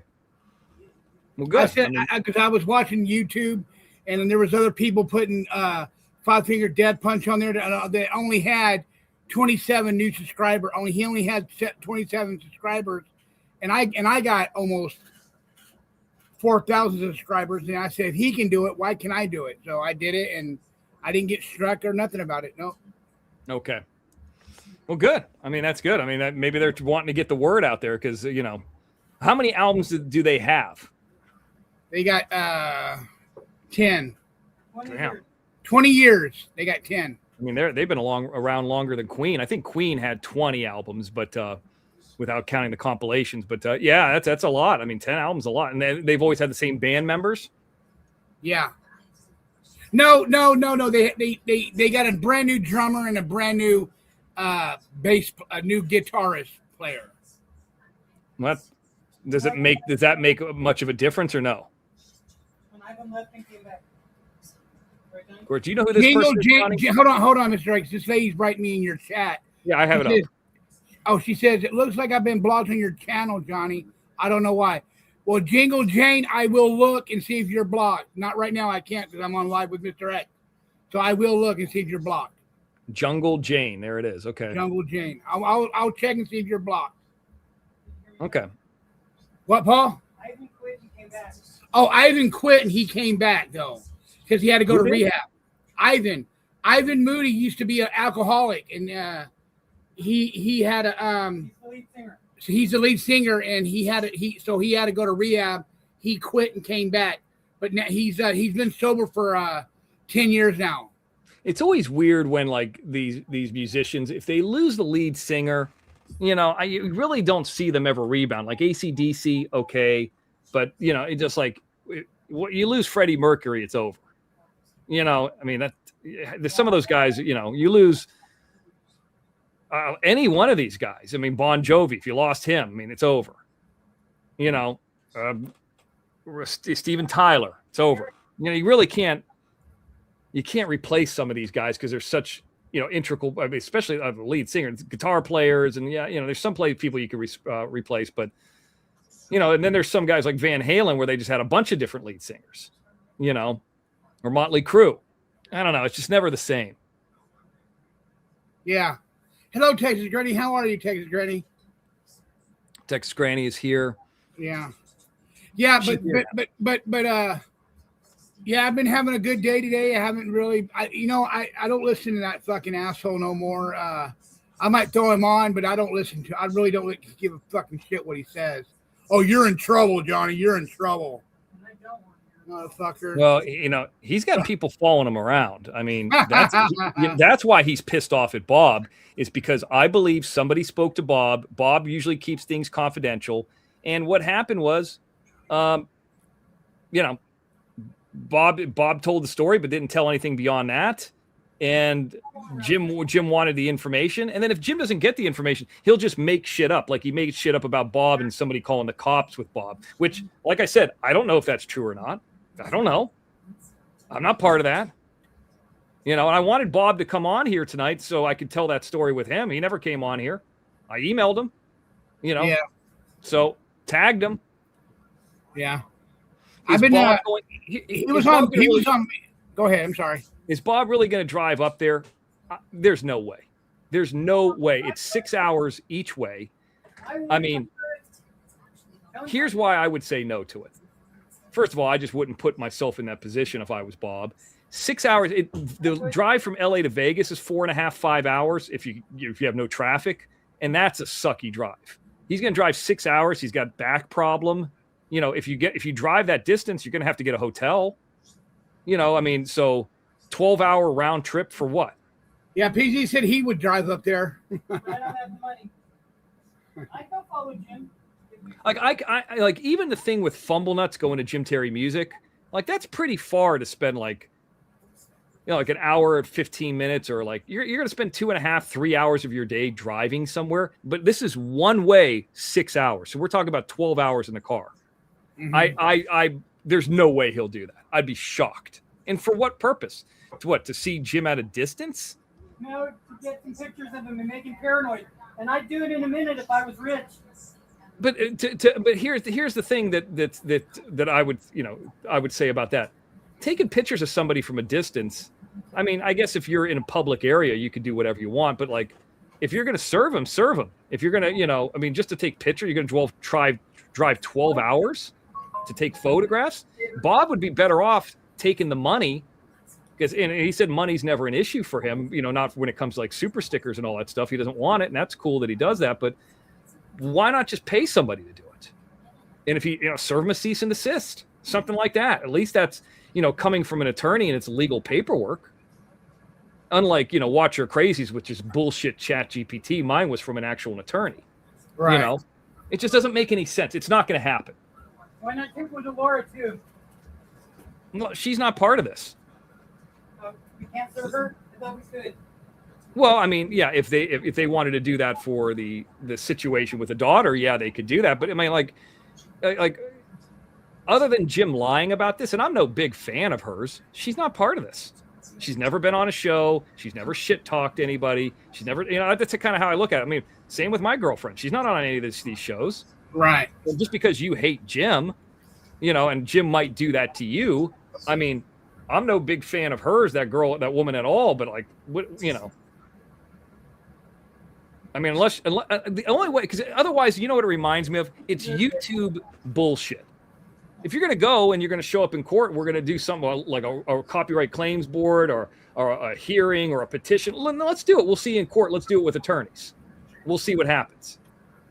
But like, if it's just like, it's almost childish. Like that's, I just can't. Number one, I don't think that Bob can even. And I'm not trying to be disrespectful or funny. I'm just trying to hear me out on this. It's hard for him to go to Vegas. And he's not flying the plane. He's just sitting there. How is he going to drive 6 hours each way and then follow Jim? What if Jim never comes out that day? Or what if Jim's out of town that day? So he's going to drive back 12 hours? I mean, that trip is going to cost him $400 or $500. I just don't. I mean, I could see him saying that. I don't see it being legitimate. And maybe he'll prove me wrong. I mean, either way, I win. I mean, I don't really win anything. I don't really give a shit. But you know how good it would feel. Oh, and I just want to clear the record real quick too. Oh, Johnny, tell them what they're accusing Mean Green of. What did Mean Green do now? Well, I don't remember, Paul. She went and got pictures of him. Oh yeah, he's saying that Mean Green went to Allentown and took pictures of Jim Terry and stuff like that. But Allentown's on the other side of Pennsylvania, so that doesn't make any sense. Allentown. He said somewhere in Pennsylvania, though. He said somewhere in Pennsylvania, Ohio. though. No, she said she Or in Ohio, that she drew to Ohio and took pictures of him. From far away. From far away. She's on vacation, dude, you piece of shit. And another thing is, Kathy Fagan never bought a membership. She was gifted a membership. I heard that, too, yeah. She never bought one. I want to clear that up. Kathy never bought a membership. She was Noodle Salad got her a membership because YouTube picks the membership for you. You don't get to pick whoever you want. Here's the other thing too that I'm just going to say in just all fairness about Bob. Whoever did that to Bob when they put his information and people were showing up at his place, and I could 100% verify that wasn't Jim or me. And if it was Jim, he never told me. He would have told me that was not Jim or me. There's no way. I would tell you if that was Jim. I don't think Jim would do that like that way. Bob never did anything to those people who did that to him. And that's way worse. That's way, way, way worse. I'm not trying to sit up here and shit on Bob or anything, but it's just like, there's no way. And I want to go ahead. I want to thank a special person coming up on the Cash App. Thank you, Joe. Thank you, Joe. It's a new person named Joe. Thank you, Joe. Thank you, Joe. Yeah. Yeah. Yeah, but how far is Marzi? They're both like in the same state, and it's an hour and a half, maybe 2 hours. Like I don't remember how long it is. Like that's doable. But to drive 6 hours, like when I would drive from LA to Vegas, 6 hours, that'll wear you out. That'll you'll get tired afterwards. Let me thank Joe coming in. I'm not going to say anything more. You mentioned where you're from. I'll just say the state, Oklahoma. Thank you, Joe. I appreciate it. He's new over here. I don't know Joe, but I like Joe. I like everybody who likes me. Me too. So Joe's in the house. Thank you, Joe. Yeah. But anyways, I mean, we'll see. I know Bob's probably just fucking with him. I mean, he's not being serious, and that's fine, you know. But yeah, traveling will tire you out. Well, here's the thing: how you doing? When you're going west, like driving across the country, like going towards California, and you're going at sundown, and you got that, you know, there's like 4 or 5 hours where the sun's in your face. It fucking sucks. It's horrible. How you doing? How you doing? 5-Figure Death Punch rules. I like it. Gets me excited. You know, and now could he go in the morning and the sun's above him and behind him? Sure. You know, would he go at night and not have to worry about the sun at all? Sure. I mean, there's ways around it, but I just don't know. I don't think that Bob is physically able to do that. For what? For pictures? It's just not going to happen. My family drove from North Carolina to California in 1995. It's a long trip. That is. Definitely. I like North Carolina. I like South Carolina too. I like Myrtle Beach. So, Johnny, are you watching the football season? You excited about the Steelers coming up or what? Yeah, I'm not going to watch it though. You're not watching it? I don't get football. I don't get football. Hold I on. don't get football. You have a regular television, right? Yeah, I have a regular television. Yeah. Well, all you got to do is get the bunny ears, not necessarily the real bunny ears, but any one of those digital things. You get them at the dollar store. You screw it into the back of the TV. You hang it out a fucking window, and you get all the local channels. There's digital antennas now. Yeah, there's digital antennas now. Yeah, the digital antennas. Yeah, you get. I think I got 2 of them. You get them at the dollar store for like $5. Dollar Tree. We got one. We got one. Yeah, and you get all the local games. Now the Steelers aren't going to always be on every local game, but you would get 2 10 a.m. games. I think 1 p.m. game, the Sunday night game, and then the Monday night game. You know? Yeah, I don't know. It may happen. I might watch some football. You haven't even looked at all the channels yet. Yeah, it might happen. And a lot of those channels I always see are like in Spanish, though. You know what I mean? You get like when you in California or Asian. Well, yeah, where you're at, there's a big town over there of that. So, yeah, dude, I'm getting really excited about this Dark Harbor thing. Yeah, me too. I really want to go to it. You know, what ticket are you going to get? I don't know. I don't know if I'm not going to get. I know for 100% I won't get the lowest ticket. So either I'll do the one where, like, the middle ticket, or I just skip all the lines. It's going to be one of the two. Yeah. And it just depends, like, can I wear the mask? Can I not wear the mask? And, you know, as you get older, like, you know, these people are nice enough to me. Like, I got 21 super stickers. Somebody came in $75 just alone. You know, and I'm like, well, I mean, they're spending money on me. Why can't I spend $100 on them? And I'm getting the experience out of it too. But, like, I'm going to take $100 that they gave to me, and maybe I make $200 a show or $300 or whatever it is. And I'm going to take $100 of that, and I'm going to go. You know, like I think that's the least I could do. Have you ever been part of a show in character? No. Why not? Do it. I just wouldn't want. I mean, not into it. I think you'd do good at it. Yeah. Hey, he's not into it. Hold on 1 second. Yeah, go ahead. Say hi to him real quick, Johnny. Okay.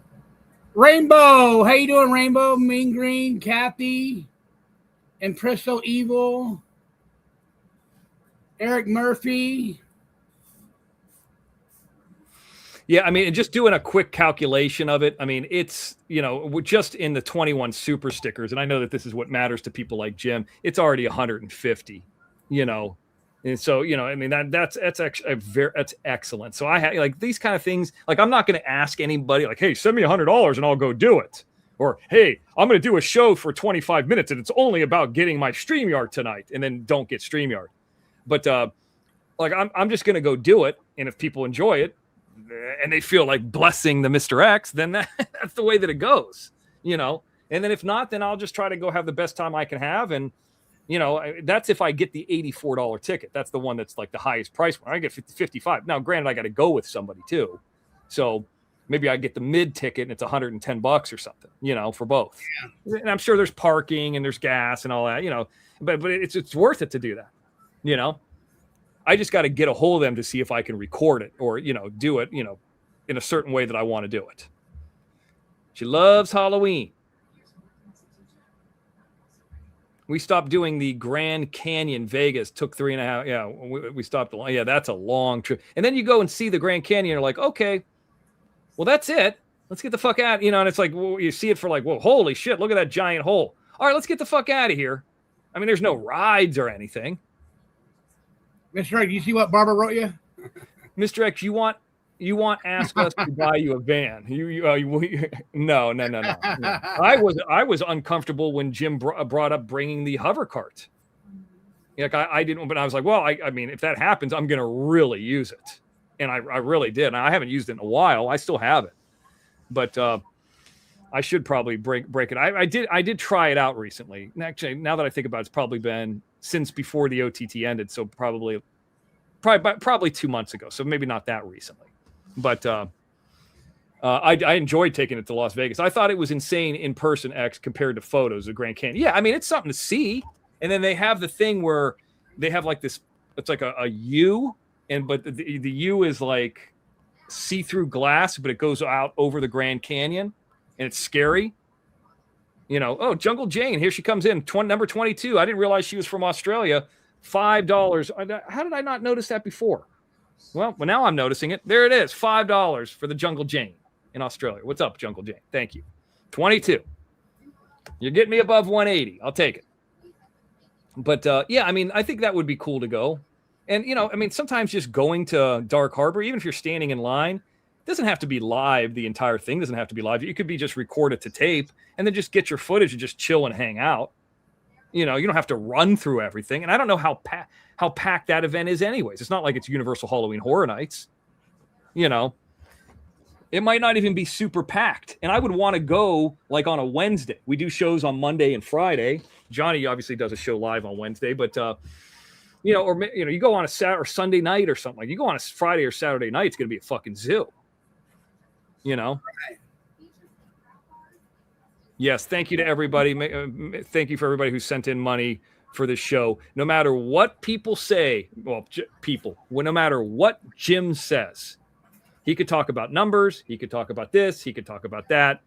He has never, ever, ever, and this isn't because of me, it's because of you guys. He has never beaten me monetarily, ever. He knows that. He has never come close to me monetarily. And having 100 or 200 people at $5 a pop. I mean, I don't think Kathy Fagan got a free membership. I don't think she's going to pay next month unless she's going through the content to try to serve somebody, which I'm not saying that's what she's going to do. I'm just saying that would be the only reason somebody like her would pay for it. You end up just like Angel. Right. Got free membership. And did you see what he did to Angel tonight? What about Angel? What happened with Angel? Tell him, Tony. He called, what's Angel's brother's name? John Jr. John Jr.? Yeah, John Jr. He called his wife and told him that he wanted to donate his kidney to John. Right after he talked to Angel. Right after he talked to, right after he got done talking to Angel, and she hung up on him.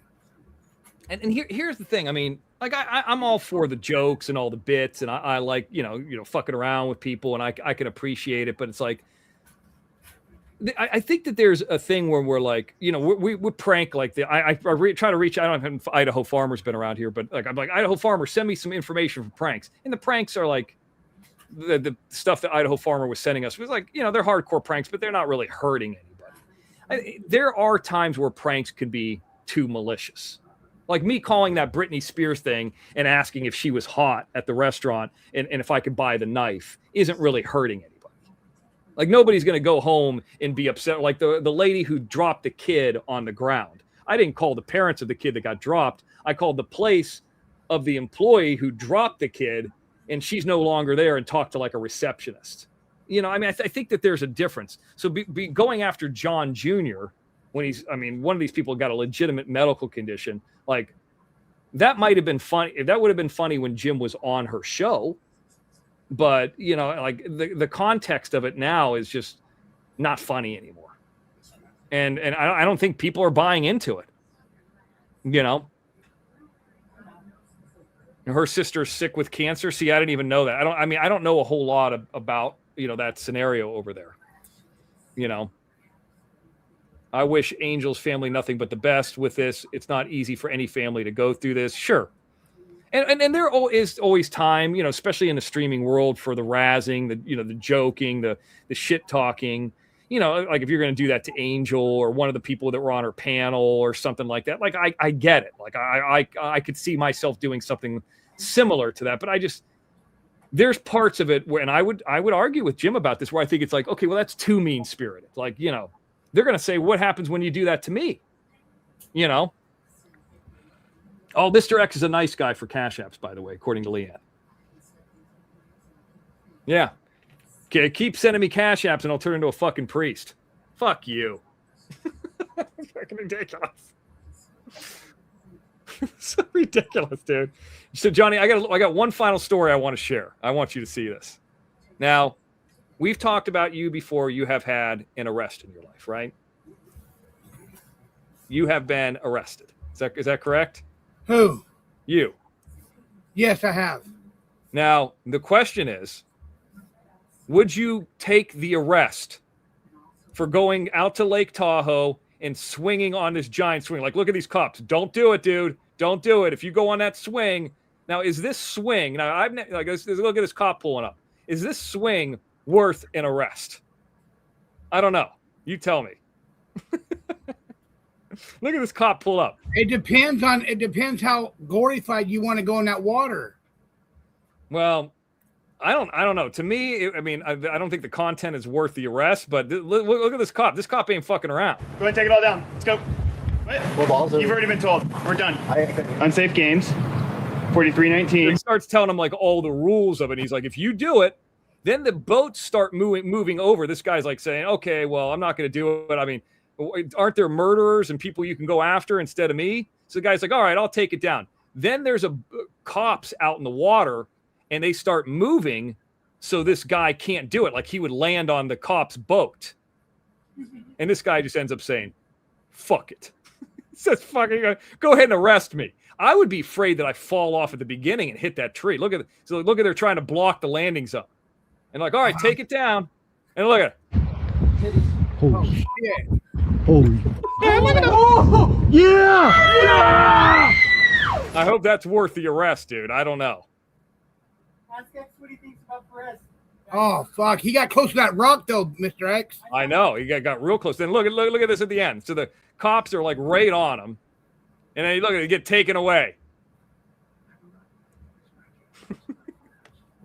He'll probably get millions of views and it's not that big of a deal, but I don't know. I don't know if it's worth it for the arrest. I mean, like I guess the reason for showing that is you could take it too far one way or take it too far the other way. And, you know, is a misdemeanor arrest and the bullshit you got to go through that because of it worth it for that, even for the content? Well, let me tell you, as a person who just went through a court case, that shit's not worth it. And I was saying that before we got into that stuff. So you wouldn't do it, Steffi? Why not? Eric Murphy says it's too dangerous for him. Yeah. Well, you gotta be a younger person to do that. You gotta be like, you gotta be able to physically hold on. Can I ask X what he thinks about Perez? What? Ask X what he thinks about Perez Hilton. Mr. X, what do you think about Perez Hilton? Perez Hilton. The gay guy? Yeah. Yeah. He was real popular at one time. Then he got sick and he kind of lost whatever his mojo was, but then he came back. I don't have a problem with his content. I think he's an energetic guy and he has a way of kind of telling the story that is. Did you see what he did the other day? I don't know what he did, but like as far as just him as a content creator, I don't really have a problem with him. I think he's entertaining, but I don't know what he did. No. He went crazy on a live feed and tried to kill himself naked in front of the camera for 35 minutes on TikTok. He tried to unalive himself. We're on YouTube. Sorry. Yes.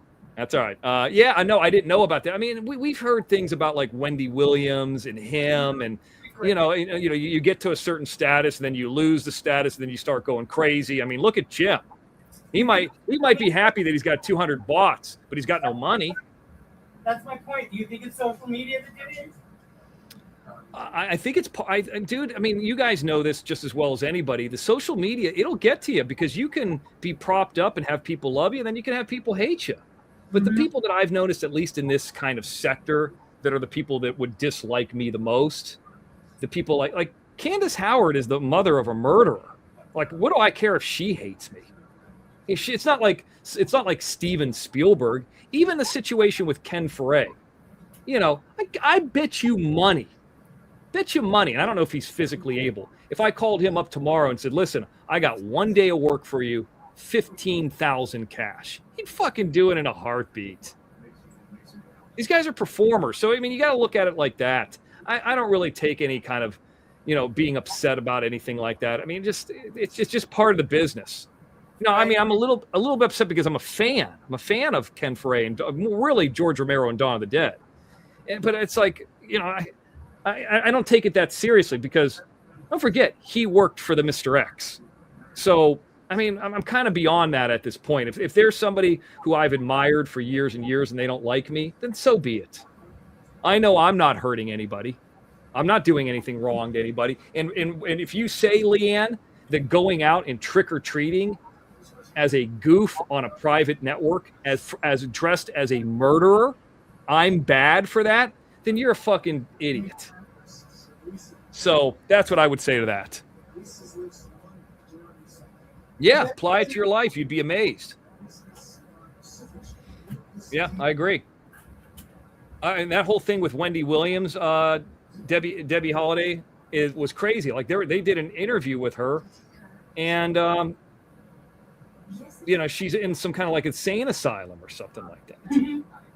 Like she's like in a halfway house. Then there's some other guy, Debbie, that's at LAX down the road, and he just sits at Tom Bradley, the international airport part of it, and just gets celebrities coming out and like fights with people over it. Half of them are cool, half of them are not.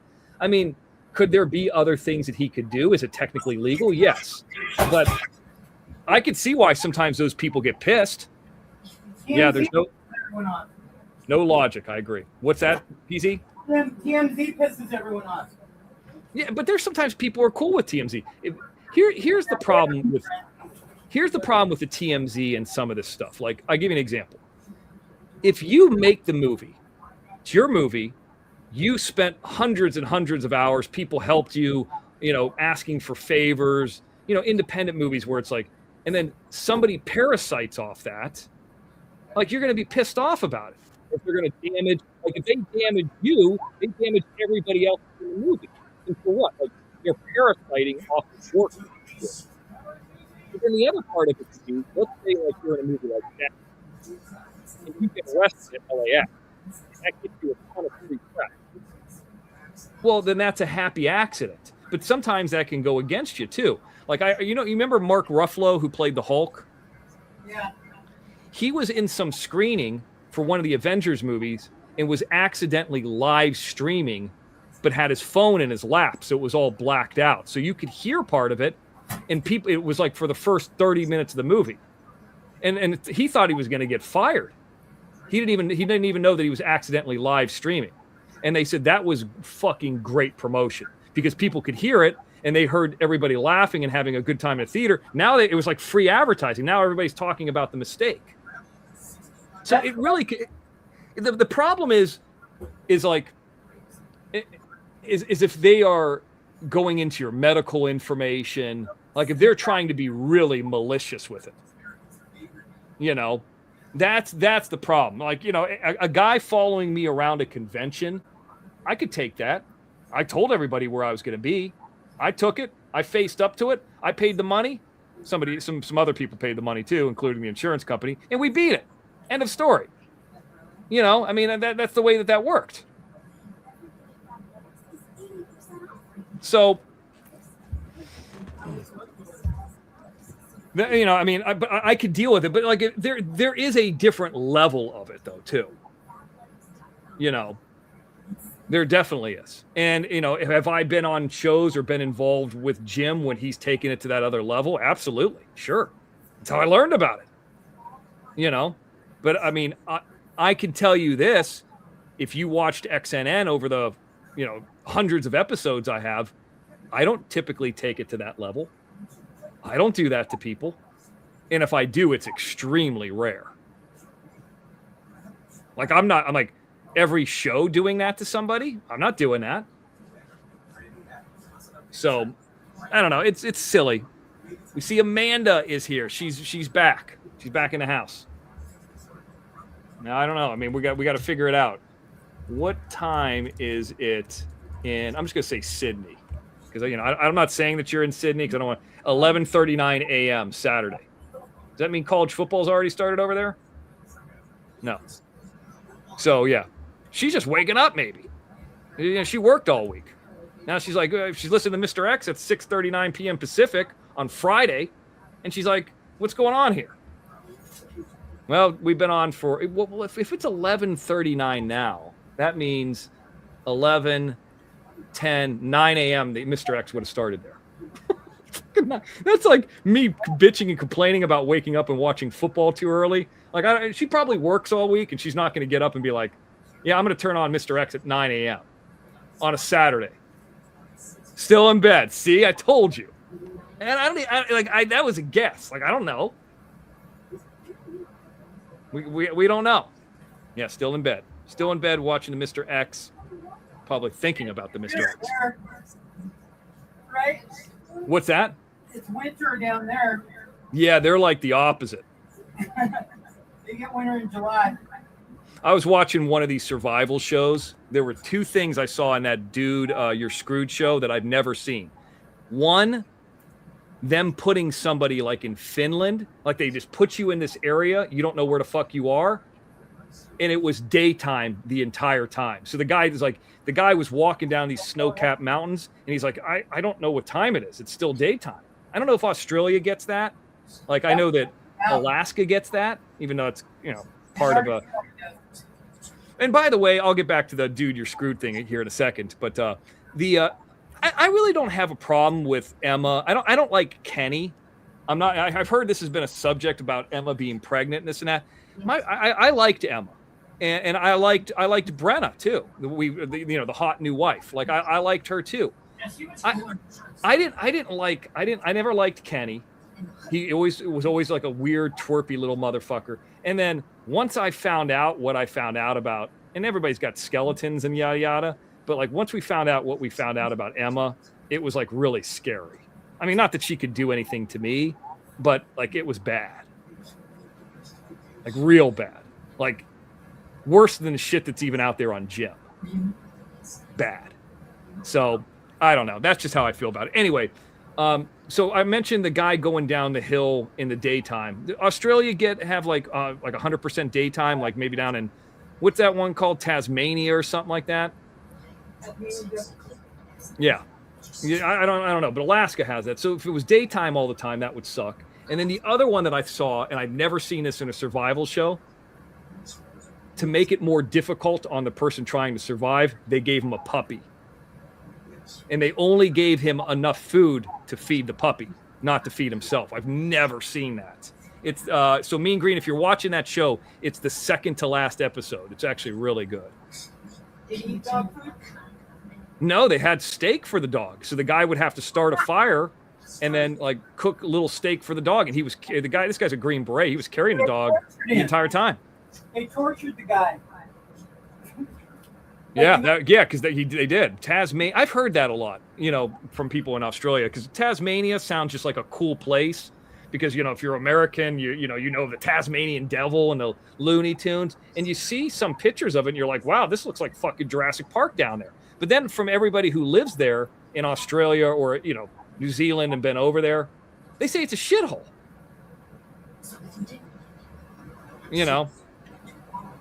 Speaking of shitholes, see, we don't talk about Tasmania. See, they both confirmed it. I saw a thing, how I always talk about New Orleans and all that, about how cheap it is to live in New Orleans. They had an article that came out And like we were talking about this because of like Lacey H and so forth, that the annual income is anywhere from like $44,000 to $55,000. When I was there, I had a place that had power included, and I lived in the New Orleans, really Metairie area. 1 bedroom, $1,100. You can't get a 1 bedroom in Southern California in a decent area near the water for less than $2,000 at this point. Okay. 2 bedroom, $1,300. That's it. You can't get a 2 bedroom in a shitty place for less than $2,600, $2,800. Okay. So, I mean, it's very, very cheap. In some of these other areas like Monroe or Alexandria, Lake Charles would be west. I don't know how far west. I can't remember exactly the area that Lacey H was in. But like a 2 bedroom, like in Arcadia or Alexandria, like $1,000, that's like no money. But then again, there's no jobs there, unless you're like crawfishing or something, you know. So, all right, we got up to 24. We got 2 more coming in. We'll read them off. Wyatt, what did you eat? What's wrong with you, Wyatt? Here we go. It's Miss Texas coming in again. You guys are going to take us above the $200 mark here. For super stickers, 24 total. Thank you, Miss Texas. You and Texas Granny are the high watermark on the super stickers, and I appreciate every dollar, every penny that comes in. Don't think that I don't. And of course, then we've got to say Amanda in Australia. She's awake. Wake up, Amanda. Hit the cash app. She's waking up. Wake up, damn it. That's it. The only time I need money to gamble on this weekend. Sound like somebody? Pay my StreamYard. Pay my StreamYard. The fucking Carolina's on tonight. Now, he did win that game. If he took that over, he won that in probably the first quarter. It was 17-17. Thank you, Amanda. Thank you for coming in. Are you awake now? Now, you guys, are you guys like British people in Texas Australia? Granny again, Mr. X. I see it. Do are Australian people, there's Texas Granny. Thank you, Amanda. Do they drink tea like British people? Is Tingle Boo still here? No, she went to bed. Fuck. Okay, well, there we go. Now we have reached 25. Texas Granny coming in. Thank you, Miss Texas. Yeah, you guys are very nice. And I hate to apologize. I'm going to use the word hate for anybody else, but yeah, I'm sorry that what you guys have gone through. That's all I'm going to say. You know what I'm talking about. It's fucking ridiculous. And all But we got tonight was crab legs. Hey, Mr. X, he wants to call people out on their, like, I never did anything to Carol H at all. I stole her a computer. I stole her a laptop. The laptop was doing good when she got it, and she said she loved it. Right. And all of a sudden now the laptop doesn't work, or she throws it away. It's too slow. What day did you mail it? Do you know when you sent it to her? Do you have any emails of like, hey, I'm sending it to you today? What day did you do it? Oh, hold on. I got text message. Hold on, I think. Because, I mean, if we look at like how many days ago was June 15th? That was the last day, the last ever show on the OTT. That's 53 days ago. So you sent her that laptop before 53 days ago. It was 5 or 6 months ago. Yeah, about 4 or 5, 6 months ago, Mr. X. Coming in, number 26. I gotta mention them all. Kathy Fagan, there she is, super sticker. Sometimes you have to flip out and go batshit crazy to make a point. Well, maybe that's what's happening. I don't know. Yeah, I could tell you this. The term also would be the squeaky wheel gets the grease. Yes, absolutely. You got to stand up for yourself. What? Oh, let me tell you what she wrote me too, Mr. X, okay? She's going through lifeguarding training? I didn't know this. No. Oh, go ahead. She wrote me this. She says, Johnny, please don't mention my text. You or even my name. Is this recently? I just wanted to say I'm sorry what happened to your son. Him and you and PZ are in my prayers. So when was this? That was Friday, June 26th. Yeah, so that was recent. Like she's thinking like if they like the shenanigans that go on over there, okay, cool. Nobody's discounting that. But June 26th is how many days ago? Let's look it up. I'm going to look it up. I'll tell you. 40 something days. 41 days ago. Right. So 41 days ago, she's wishing you the best. She's not saying, hey, by the way, sorry about what's going on with your son, but I know this is the wrong time to bring this up, but the computer's fucked up. Could we talk about this when things get, she didn't say that. You don't hear her saying that. No. And I don't think she even has a problem. It's Jim's trying that. Jim starts the fire. It's his fault. So he starts fighting with the next door neighbor. So you don't pay attention. Now you're like, oh shit, the next door neighbor, they've been great people to us. And then you forget about the fire. Jim does the thing, dude, where he gets the, what's that called? The van and everything else in the shirt. And then he talks about Johnny Yarborough. I mean, how much did that computer even cost? $50? What computer? The computer you sold her. How much did that cost? No, I got it. I bought it for $200. How much did you sell it to her for? $150. Okay. Well, that's 10 times as less. All right, here we go. We're getting into it right now, Mr. X. Here we go. 10 times as less than what Jim got for that van. Okay. April 1st is when she says, thank you, Johnny. I'm following you on Instagram. I also could I pay you $25 this month and then a payment of $25 in the next 3 months? I said, and I always will pay you on the first of each month. I said, yes, you can pay me $25 on a month. Okay. Did you pay me yet? No, not. I'll do that now. PayPal to PZ's account. Okay, it's done. And Johnny, thank you for being flexible. You and PZ are awesome. And you even paid to send that was April 1st when she sent the first payment. And you paid to send it too. April 1st. I even paid to send it.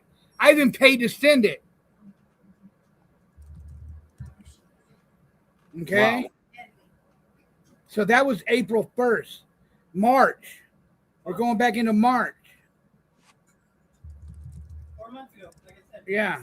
So. Okay, so real quick, I see that they're talking about this is a different subject here, but I'm going to tell you guys a quick story. I've never told the story. I'm going to tell it now. I've been waiting to tell the story. Here's a great time to tell it.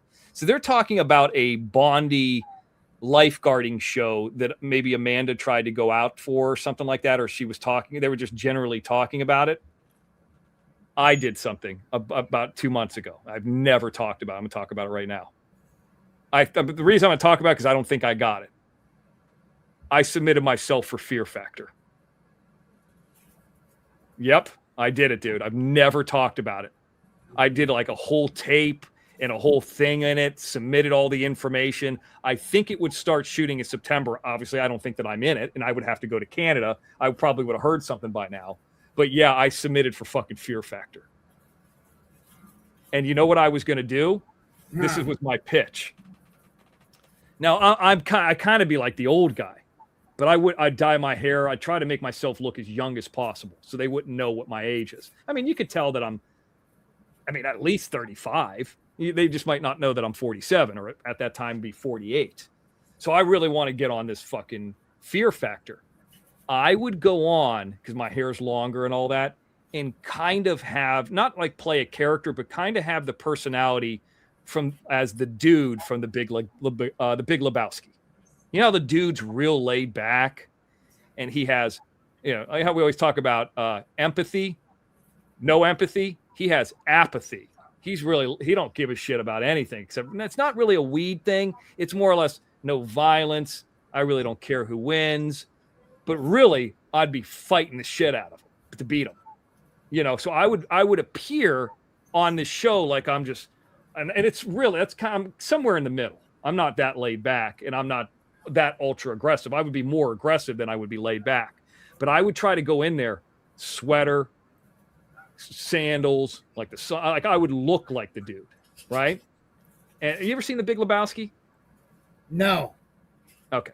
Well, The Big Lebowski there's two Lebowskis, yada, yada, yada. And God, what's his name? It's a fucking great movie. But the idea is it's hard to explain.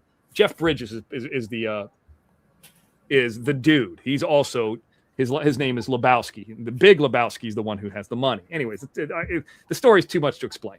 But he's very laid back and loose in this movie. It's like one of the most iconic characters in a long time. Surprised he didn't get nominated for it. The dude, that's right. You know what? I had the guy who that's based off of, Allie, Jeff Dowd. I've met him, the real life person, Jeff Dowd, in person before at the American Film Market. He's real creepy. He's not as cool as the dude in The Big Lebowski. So I know you were joking about it, but you got me thinking about it.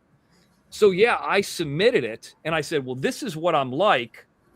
You know, I'm a guy who goes to the gym. You know, I don't want to say I'm overly aggressive. I didn't tell him anything about streaming, you know, and I had to be careful about it because if they look it up, they're going to say this guy's got a background in this.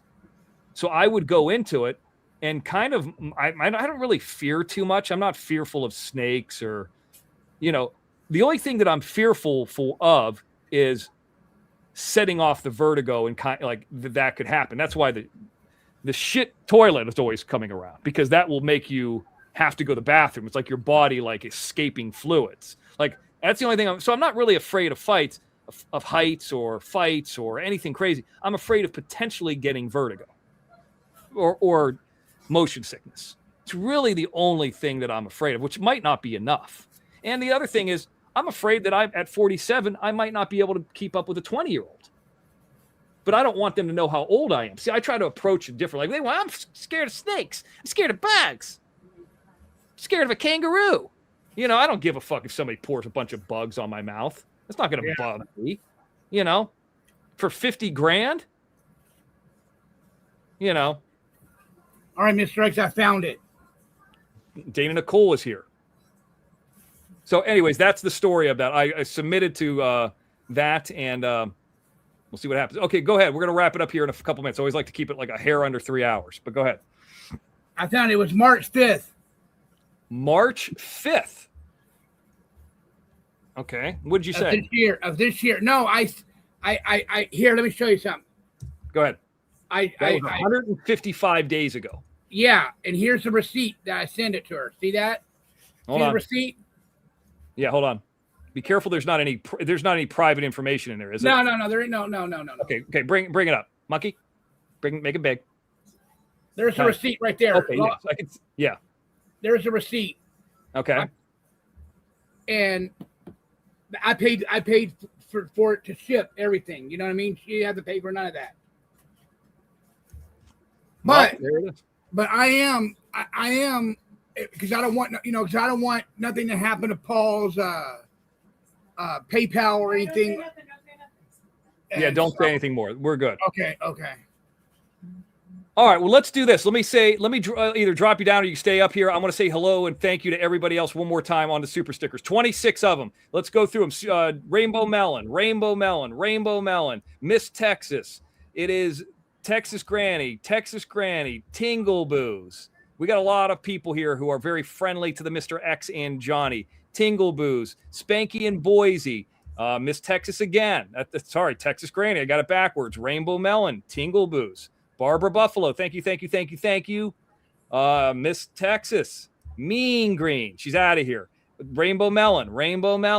She's got all these little charges on her card. Rainbow Melon again. Who else? Miss Texas, Texas Granny, Kathy Fagan, Wyatt Earp's in the house.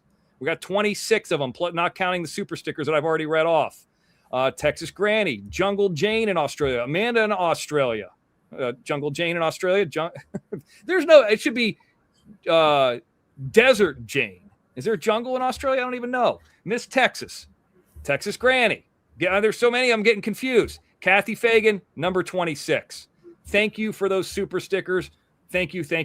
Johnny, anything else before we wrap it up? What else you got? No, that's it. Gotta go. You're out of here. Thank you, Amanda. Thank you, John. I'm going to drop you down. Get out of here, Johnny. We'll see you on this weekend. He's out of here. I hope I didn't. Did I ban him? I might have. Thank you guys for sticking for me. Another Mr. X News Network, 3 hours. Lots of news, lots of things to discuss, lots of things that we went over. I really appreciate you guys being here with me. I mean, I'm really, really trying hard to stay away from the hater stuff. I know you guys are asking me questions, and you know, I guess I gotta talk about it sometime, but it's not going to be the entire show. But I would be remiss if I wasn't talking about it. And if you guys are asking and you're emailing me independently and saying, what about this or what about that? I got no problem with it. So Jim went on for an hour and 42 minutes. Mr. X, 3 hours. We'll always stick to it. We destroyed him in super stickers, and we destroyed him with a lot of nice people who don't want any issues. Thank you so much, guys, for being here. Good night to everybody. Be safe out there this weekend. Look for us over there, 26. You're right, Miss Texas. And thank you for that big $75 Cash App as well. Thank you, thank you, thank you. It means a lot to me. I will see you on Monday on Mr. X News Network. I haven't missed one, and you'll never, ever, ever get a 30-minute show from me. I will always try and always give you everything I got. Thanks so much, guys. I'll see you soon. Thank you for watching Mr. X News Network. Oh, yeah, nobody knocked on the window either. Nobody knocked on the window. I thought they were coming. I guess they didn't.